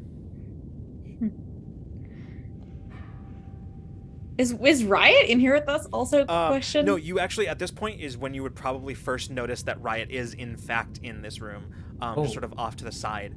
Okay. And yeah, Riot sort of like steps up with, probably brought one of the chairs, honestly, and settles in and just sort of grins at all of you and just waves and yeah. Okay. Well, we came here with hope for a meeting and potentially an offer. Interesting. The way I hear it, the Resistance doesn't have too much to offer these days. Well, we can't give away our entire hand, can we? No, I suppose you can't. So, please, I'm very interested to hear this offer that you have. Sure. So we're in need of a few things. Before I get into it, I will say we have some information that I think will benefit you and your cause. Mason, would you care to elaborate? I would happily, and Mason will kind of just step forward, and if you don't mind, I have set up a bit of a slideshow, I guess, if you will. Of course. If you don't mind. She just gestures again over, signals somebody off to the side, and like another individual, this one also dressed in sort of like an official business meeting. Yeah, just like a gray suit, sort of clearly an assistant of some sort, steps in from the side, and he walks up to you, Mason, and says, "I can take whatever data chip you have." Please don't lose it. Of course. You have my assurances. He takes it. You wouldn't like him when he's angry. He takes it and he like pulls out like a data pad basically and slides the chip into it and begins running it up, and then just sort of slides it up to the projector that's kind of embedded in the desk itself. I'm laughing at Shah really Just using it for whatever really reason. makes me lose I just That is so good. That's too real. For our That's too audio-only real. listeners, John Newman sent in chat, Resistance presentation final 2.ppt. Too real. Oh. Does Mason have like organized file names, or does he have file names that are like presentation final 6, like just totally like random shit? No, I think maybe Mason cleaned it up a little bit for the purposes of this, to be honest. Good thing that Mason didn't do the thing that I did once on a college paper where I accidentally sent it in and it was titled "This fucking shit." So, luckily it was a first draft, so it's fine. Anyway, so anyway, so like the assistant finishes setting it up, slides it over to the projector that's embedded in the desk, and then nods to you and says, "It should respond to any of your input now." Thank you. And I'll take this, and I just want to reach the assistant's pocket and just grab their little laser pointer and just kind of, I'll give it back as soon as the data chip is back with me. And Mason will just kind of like, just point the laser and kind of just start dictating start kind of like presenting his information. Okay. Yeah. So basically, like. Real quick. Yeah. The name again of who we're dealing with. The Usurpers. Yes. Yeah. Oh, the Usurpers is the group where Yeah. with them we're trying to give information on the Alzirus. Osiris. No. I'm just talking. No, who are I'm present? Who's what's her name again? The boss. Oh, You Give us the name. Miras. Yes, that's right. Thank you. Yeah. That's all. She's hot. So just honestly. just to be I'm gonna to say be, it. to be clear, the information that you're presenting now is which information? Oh, I'm giving my Spark I- notes of what we Can we give like the them. enticing pitch, like the clickbaity pitch? Like We give you you'll the learn elevator. more. What if- are you telling? What of is like it? Yeah. what information Mason has on if I'm not mistaken it was Alzirus yes. Crime Syndicate. Hmm. But you're just giving them like a teaser kind of thing, right? Like we have the I would more. I was thinking so, yeah. But Okay. so yeah. I think Lucas might be asking specifically what we pitched Yeah, to her. that's- like that's- what exactly you say. yeah. That is specifically what I'm asking. I don't know what information you're telling her. Actually, I'm telling them the information that the regulators and or at least the regulators in this sector or this area and the other syndicate. Okay, I we cannot shouldn't give remember them the that name. for free. We should hold that one. I'm just saying I think we should pitch them like We have like- information like, regarding we the have, Alzirus like- Crime Syndicate that I like think would be I am a beneficial private to you in imparting. investigator. I have information that I've collected on the Alzir's like syndicate that could damage them, and like we are willing to offer this to you, like that kind of. Yeah, that should be, I think, the line, because we need to. We Okay. don't just want to give them everything, and then she's like, "All right, we're not going to help you. See you." Like, Sure. I think where I'm confused is that, just to clarify, your trade is it's not for information. Like, you're not trading information. No. Well, we were What was- we were that was trying like part of to. it. That was like part of the Yeah. deal, I thought. Yeah.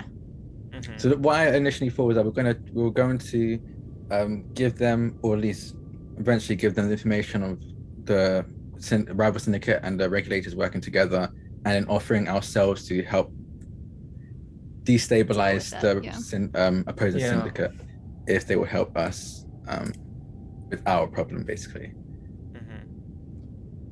Okay. So, Yeah, so maybe before we start, we're like, we know you've been having some issues with the Alzir Syndicate.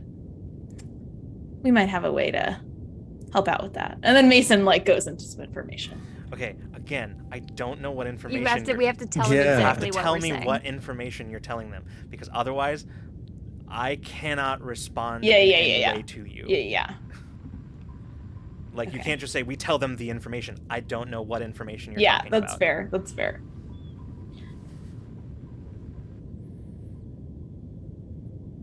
So we do the teaser, because if we're just sticking to the teaser, then I think this is just Mason saying, I have been a private investigator. We have information regarding the Alzirus Crime Syndicate that we think could help you regain, I guess, like, tip the scales in this sector. We would be willing to assist you in acting on this information in exchange for your assistance with matters of our own, or something like that. Like, that's the words that I think need to be said, something Yeah. to that effect. Mhm. Okay. Unless someone has something specific else, but I think that's like exactly what should be Yeah. said. Sure. So, as you basically give her the just sort of pitch, That. essentially. Yeah. Yeah. And And Mason has some like graphs and like some I assume he has some visuals. Yeah. so Like, Sorry. It's okay. yeah, she sort of like looks at this and says, "Well, I am anxious to hear if any of your information is of value to me." I think we should let her know what we're looking for in return, and if they're willing to help at all before we. Oh yeah. So we were kind of just showing this at first to kind of give you a little bit of background to us. Right now, actually, we're here. We've arranged this meeting because we're specifically looking for a friend I know you've been expanding quite quickly, quite impressive, all the work that you've been doing in this region. We were hoping that your network might be of some assistance to us. And we'd be willing to provide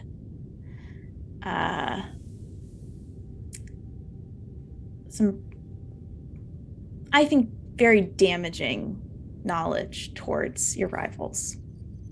And action. I think that has to be important too. And action. We may not look it, but we're some powerful allies. I am a very busy woman. I have a lot of things on my plate running the Usurpers. In particular, one of my main concerns is the Usurpers Syndicate. So you'll understand if I have exactly no time to waste on a runaround. Mm-hmm. I, simply put, I can't agree to anything until I know that what I'm getting in return is of any value to me. So, if that's all you have to offer me, then I'm afraid I'm going to have to decline your offer. You can see yourselves out. The Usurpers Syndicate seems to be working with the regulators in this sector, and it seems like you two are in a standstill, most likely because of the regulators and the syndicate working together. The manpower is more or less equal, with us on your side, helping you be able to tip the balances, tip the scales. That's what we're offering, and we're offering the same in return, honestly, but not with the syndicate, but with the corps in particular. That's why we're laying it out on the table. Do you agree or not? Well said. She stands up and she says, "Walk with me." Okay. And she walks over to her assistant, who he returns the data chip to you, Mason. And as she approaches her assistant, he says, "I have it right here," and he grabs a bundle that was a package that was just on the shelf or on a side table nearby. He grabs it and hands it to her. He says, "Are you sure you wouldn't like me to accompany you?" She says, "No, that's all right. You can handle my next meeting, but go ahead and cancel the rest for the day." He nods and says, "Of course." And as she walks out towards the end of the room, not turning to see if you follow, she just walks. Yeah, she leads you out of this room and is largely silent until you make it to the atrium. And as she begins walking towards the building's exit, she turns to one of the guards, who looks like they seem to be in charge of this shift, and he looks at her and goes, "Standard escort?" Or she goes, "No, I think I'll be fine with the light escort." He nods, and you see two guards just sort of fall into step behind your group, and she exits the building. As she does, she says, "How much do you know about the Usurpers and how we came to be?" I can't say I know much, but You mostly know how you're progressing as a syndicate, as a group, that you've been moving quickly, and We'd love to hear it directly from you. Well, it actually started, let's see. It must have been 6, maybe 7 months ago. I returned home after a involuntary leave of absence. I grew up here, and as she does, she begins leading you through the streets, and you see as people. As you walk, you note that she sort of is smiling and nodding to several of the passerby who greet her with big smiles, or in some cases deference. as she kind of walking through the streets with your group in tow, as well as the escort. Says, I grew up on these streets, and they weren't always as safe to walk openly like this. Syndicates out here, well, they fight for supremacy out in these parts. At least that's what they would have you say. The reality is they're a bunch of mongrels fighting over scraps. Scraps that they themselves diminish in their struggles. Leaves very little for the people who are just out here trying to live their lives. People like me, growing up. The constant power struggles lead inevitably to the victimization of the populace, either directly through extortion or coercion, or indirectly as they become the victims of crossfire between syndicates vying over territory. As a street rat growing up in these parts, there's basically nothing you can do to change it. You just accept it after a while. That's the reality out here in the Border Worlds. Something I feel very comfortable assuming none of you know from first-hand experience. The reality is, the existence isn't one that, well, that's all it is really. It's existence. It's not a life of any kind. People make the best of it, as much as they can. But the entirety of the Border Worlds is caught in an endless cycle. An endless cycle of violence and crime and victimization. And for the most part, they're either content to keep it that way or simply have never known anything else. But a few months ago, I returned home a very different person than the one who left. And I decided that was over. Taken? Hmm? Were you taken from here? More or less. I imagine that the people who did it wouldn't see it that way, but yes. I have a feeling you know exactly what I'm talking about. You came back empowered. I did. She, as she's been kind of like walking through the streets, there's one point where she actually stops at a doorway, and just a single low building, looks like possibly a private residence, and she knocks on the door. The door opens, and you see a middle-aged human woman who appears to be very clearly completely sightless. Her eyes milky with cataracts, and as she sort of looks and says, "Miris, is that you?" "It is. I brought you something." And she like hands the package over that she's been carrying since her office to the woman, who unwraps it, and inside you can see what is very clearly rations, ration packs.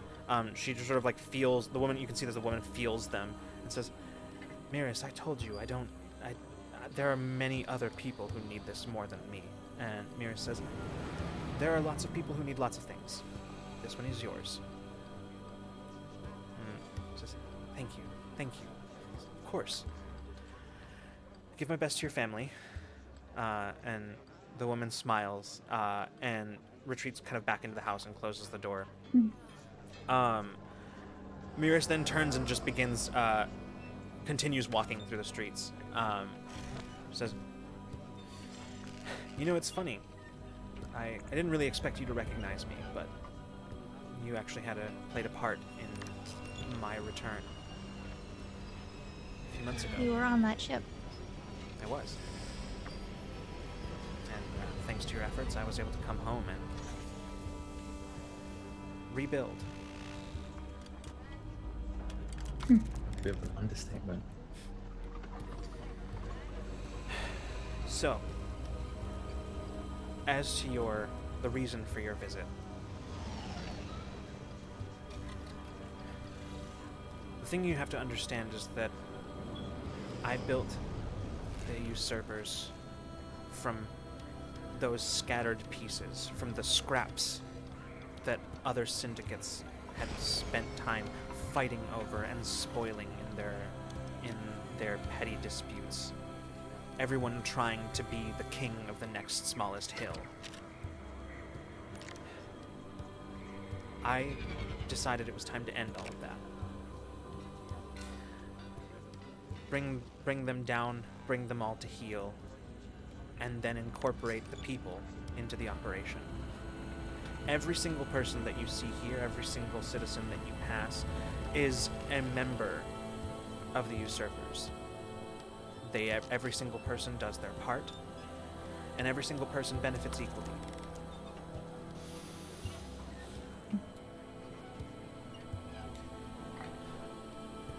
We've done pretty well for ourselves, if I do say so myself. But the one thing that stands in our way is the Alzira's crime syndicate. As for your information, we're well aware that of the Alzira's crime syndicate's control over the regulators in this sector. It's one of the reasons why we're in the stalemate that we're in. We can't move against them, or we risk the regulators coming down on our heads. And they can't move against us, or risk the regulators being unable to come to their assistance and maintain their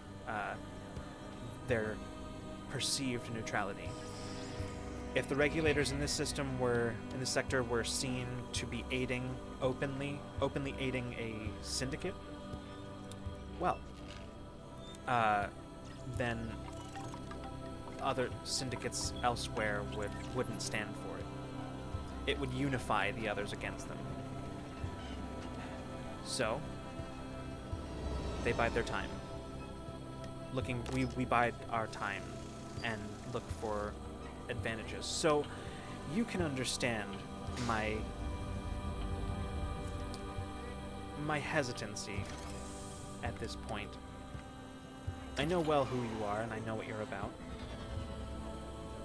I know what you are trying to do as far as your resistance goes. But you have to understand that everything here, is potentially at stake for me. So whatever you offer me has to be damn good. Well, hopefully we can provide you with that advantage. We'd work with you, obviously.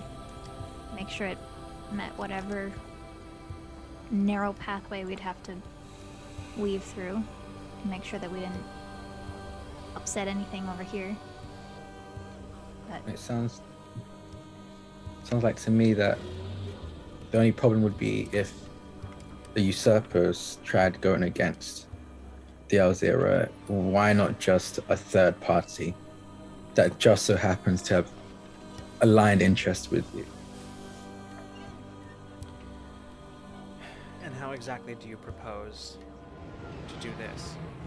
I know what you all are capable of, for the most part, in general terms. But the Alzira's crime syndicate is a lot more powerful than that. You need our help, and if we can't beat the Alzira's crime syndicate, then I know you can't. So you must think, and I know you're smart enough to know that. So you must think that you have some other angle of approach. I'm very interested in hearing it. well, I mean, we have others. It's not just us. I know we're a little scattered right now, but currently in orbit is Scrapyard Squadron. That's something they don't have. And I will say, just because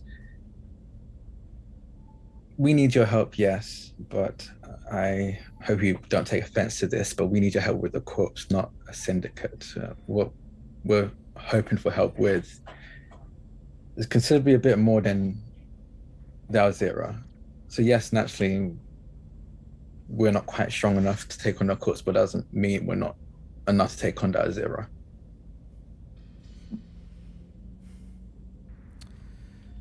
Fair enough.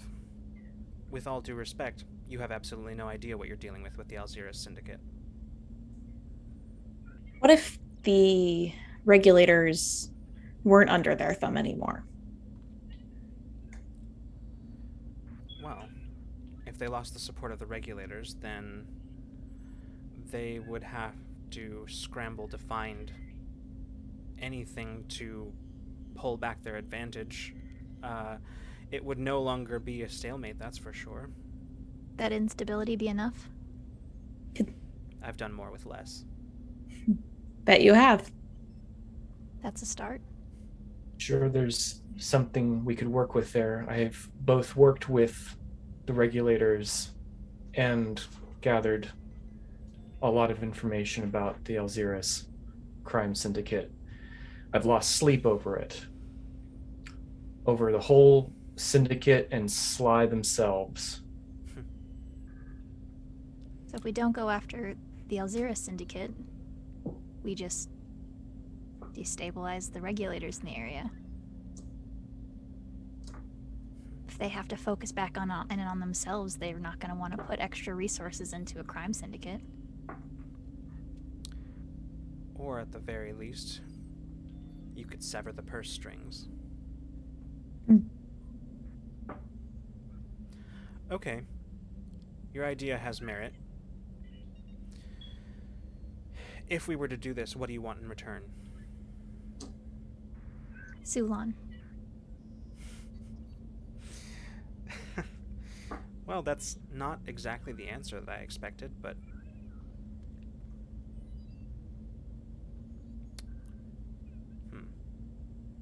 Not outside of the realm of possibilities.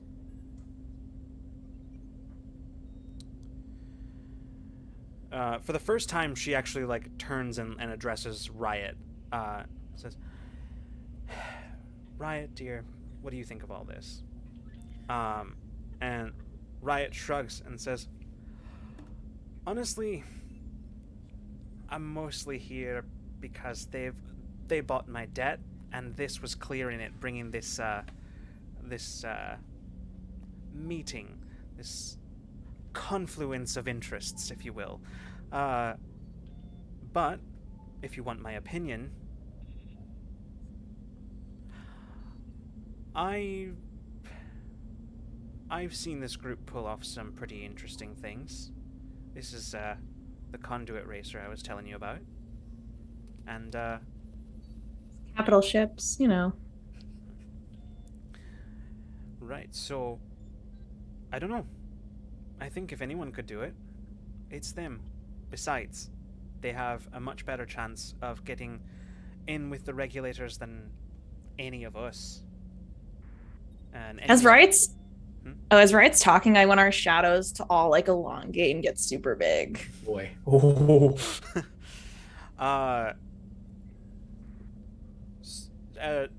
Miris is listening to Riot speak and just kind of nodding along as they're speaking. And says, "Well, then it appears that we have ourselves an agreement." I hold up my hand this time. Does she shake it? Mm-hmm. Yeah, she does this time. Yes! Mm-hmm. I got it! Yeah. Our handshakes, how it's done in these parts. You can feel as your hands make contact that her hands are a lot colder than you expected them to be. Of course. And she sort of... I expected them to be cold, so hell yeah. She glances at you, Peach, and says, "Well, I can have my assistant draw up a formal contract if that would make you feel better." It would, but I'll take the handshake first. She extends a hand to each of you in turn, and says, "Very well. Since our interests align for the time being, I am happy to provide you with the movements of regulator patrol ships in this sector. Whatever will help you get to them. What you do with that information is entirely up to you."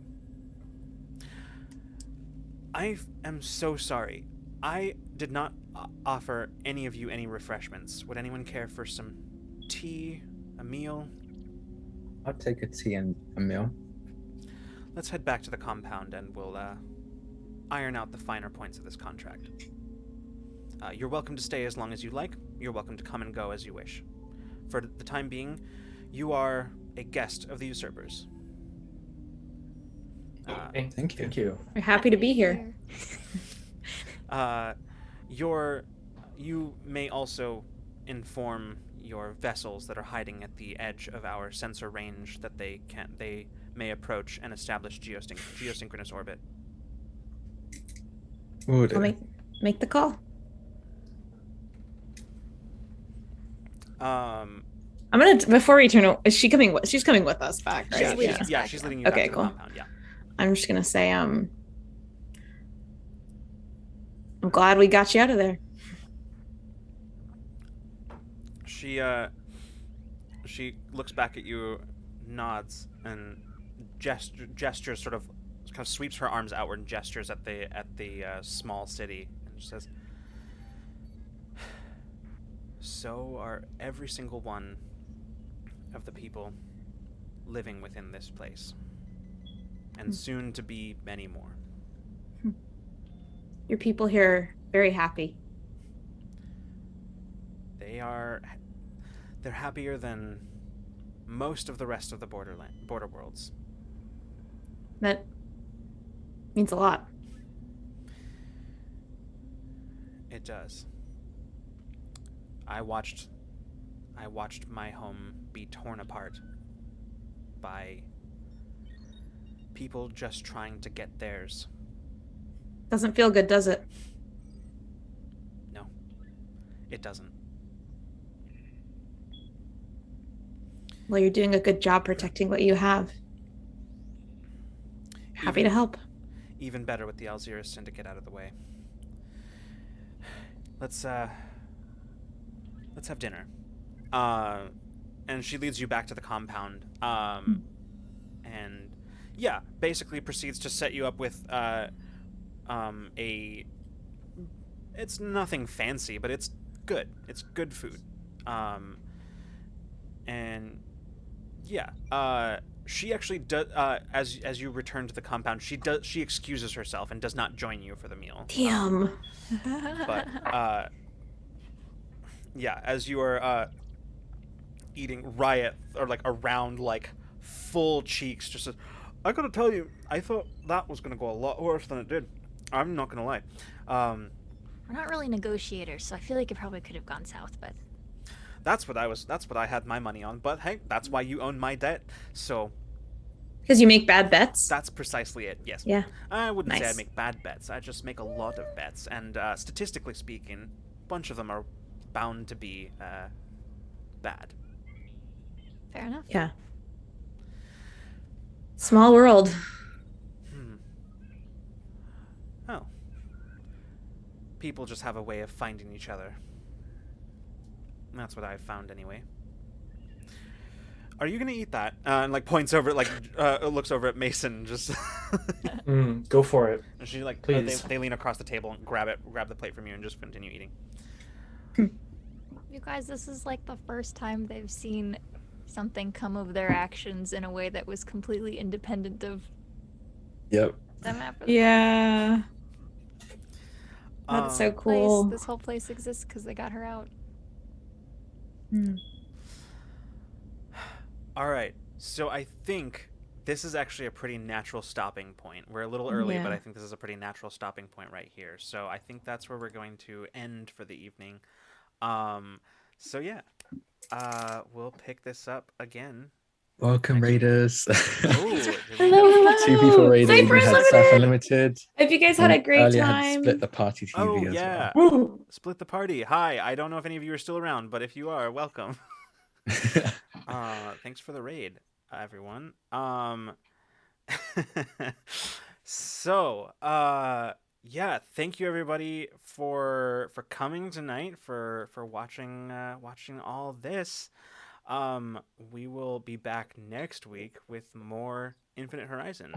Some things to keep in mind, as I mentioned at the beginning of the stream. This week, coming up, we have Ramblemancy on Friday at 7 p.m. Pacific time with special guest Keith Asada from Total Party Chill. We're going to be talking about all kinds of stuff. It's going to be probably chaotic, but such is the Ramblemancy way. So 7 p.m. Pacific time on Friday, be there for that. On Saturday, John is hosting a Jackbox Party Night in the Discord instead of our normal community night activities. So you will be able to go and join in that chaos, which I think, as John mentioned earlier on Twitter today, has kind of become integral to our brand at this point. So chaos is just sort of what we do. So that'll be a ton of fun. I can't wait to see what comes out of that.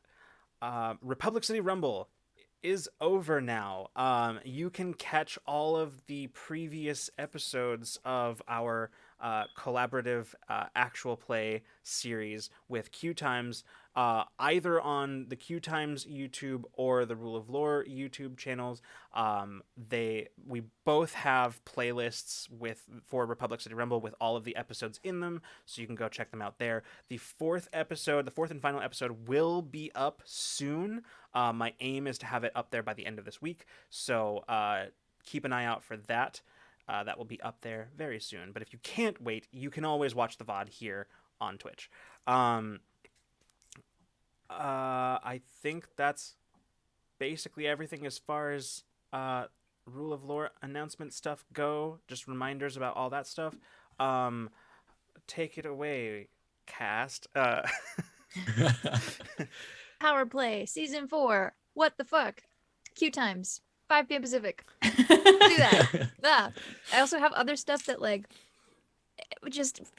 keep an eye on my Twitter, because there's stuff that's happening that's been in the works for a while that has not been shared yet and will hopefully be soon. I don't know. I'm not in charge of the rest of it, but yeah, there's stuff coming for me that I'm pumped about. You also the new Power Play art was one of the things that got revealed. Oh god, it's I'm so so good. excited about it. Yeah. Ooh, okay, that's all I got. First, Rose beat me to it. I'm very sorry for slacking on my job. Follow Remy on Twitter. You see that in the chat.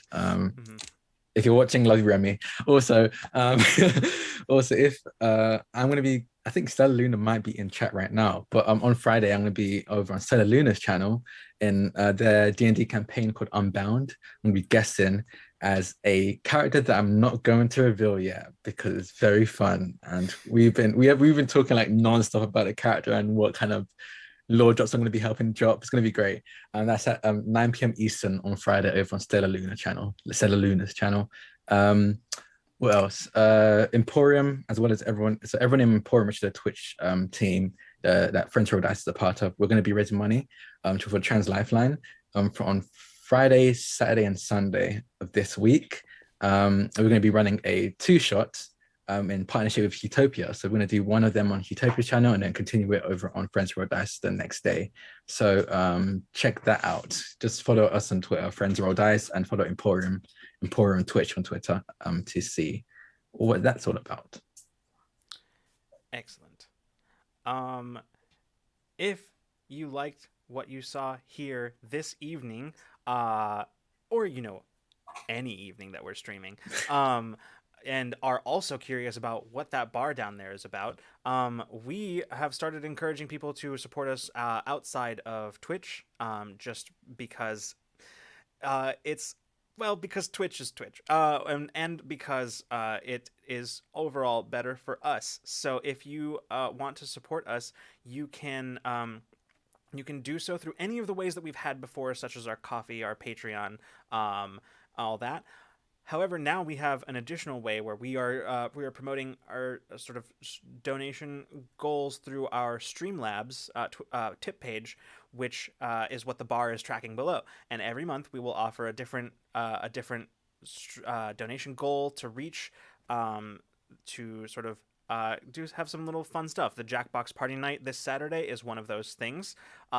Currently on the docket for our our donation goal is Freeman and I will be playing The Forest in the Discord. It's a terrifying game, and you can all indulge in some good old fashioned Schadenfreude as Freeman and I scare the shit out of ourselves in that game, and you can watch us freak out in real time. We'll be hanging out on the Discord for that. So if we reach our goal by the end of this month, then we will be doing that. It'll be a lot of fun. And if we don't reach our goal, it'll probably come back around as a goal again in the future sometime. So, yeah, that'll be there. As I mentioned before, you can support us on Ko-fi and Patreon. All ways that you can support us for roughly the same or even less than you would be able to on Twitch, but we still get more of it because that's just the way she goes. So, yeah, if you want to support us, those are the ways to do it. But most importantly, I think if you are not already in our Discord and you want to know what's going on with us and keep up with what we're doing, get in the Discord, because that's where we go to with all of our big announcements. We're definitely, and it's where we go anytime we have stream delays or any kind of altered plans or anything like that. That is the first place you're going to find that information. So you're definitely gonna want to be in there. You can be in there, rant to us about your opinions about our shows. You can talk about any other thing that comes to mind. You can yell at us for any feels crimes that we may or may not commit on this show. Yeah, so that's what you want to do. That's all I got. So, yeah, Freeman, did I miss anything? You're good. All right, excellent. Well then, everybody, we will see you hopefully on Friday for Ramblemancy at 7 p.m. Pacific time. But if not, we will see you the next time you decide to come roll with us. Good night and good zone, everybody.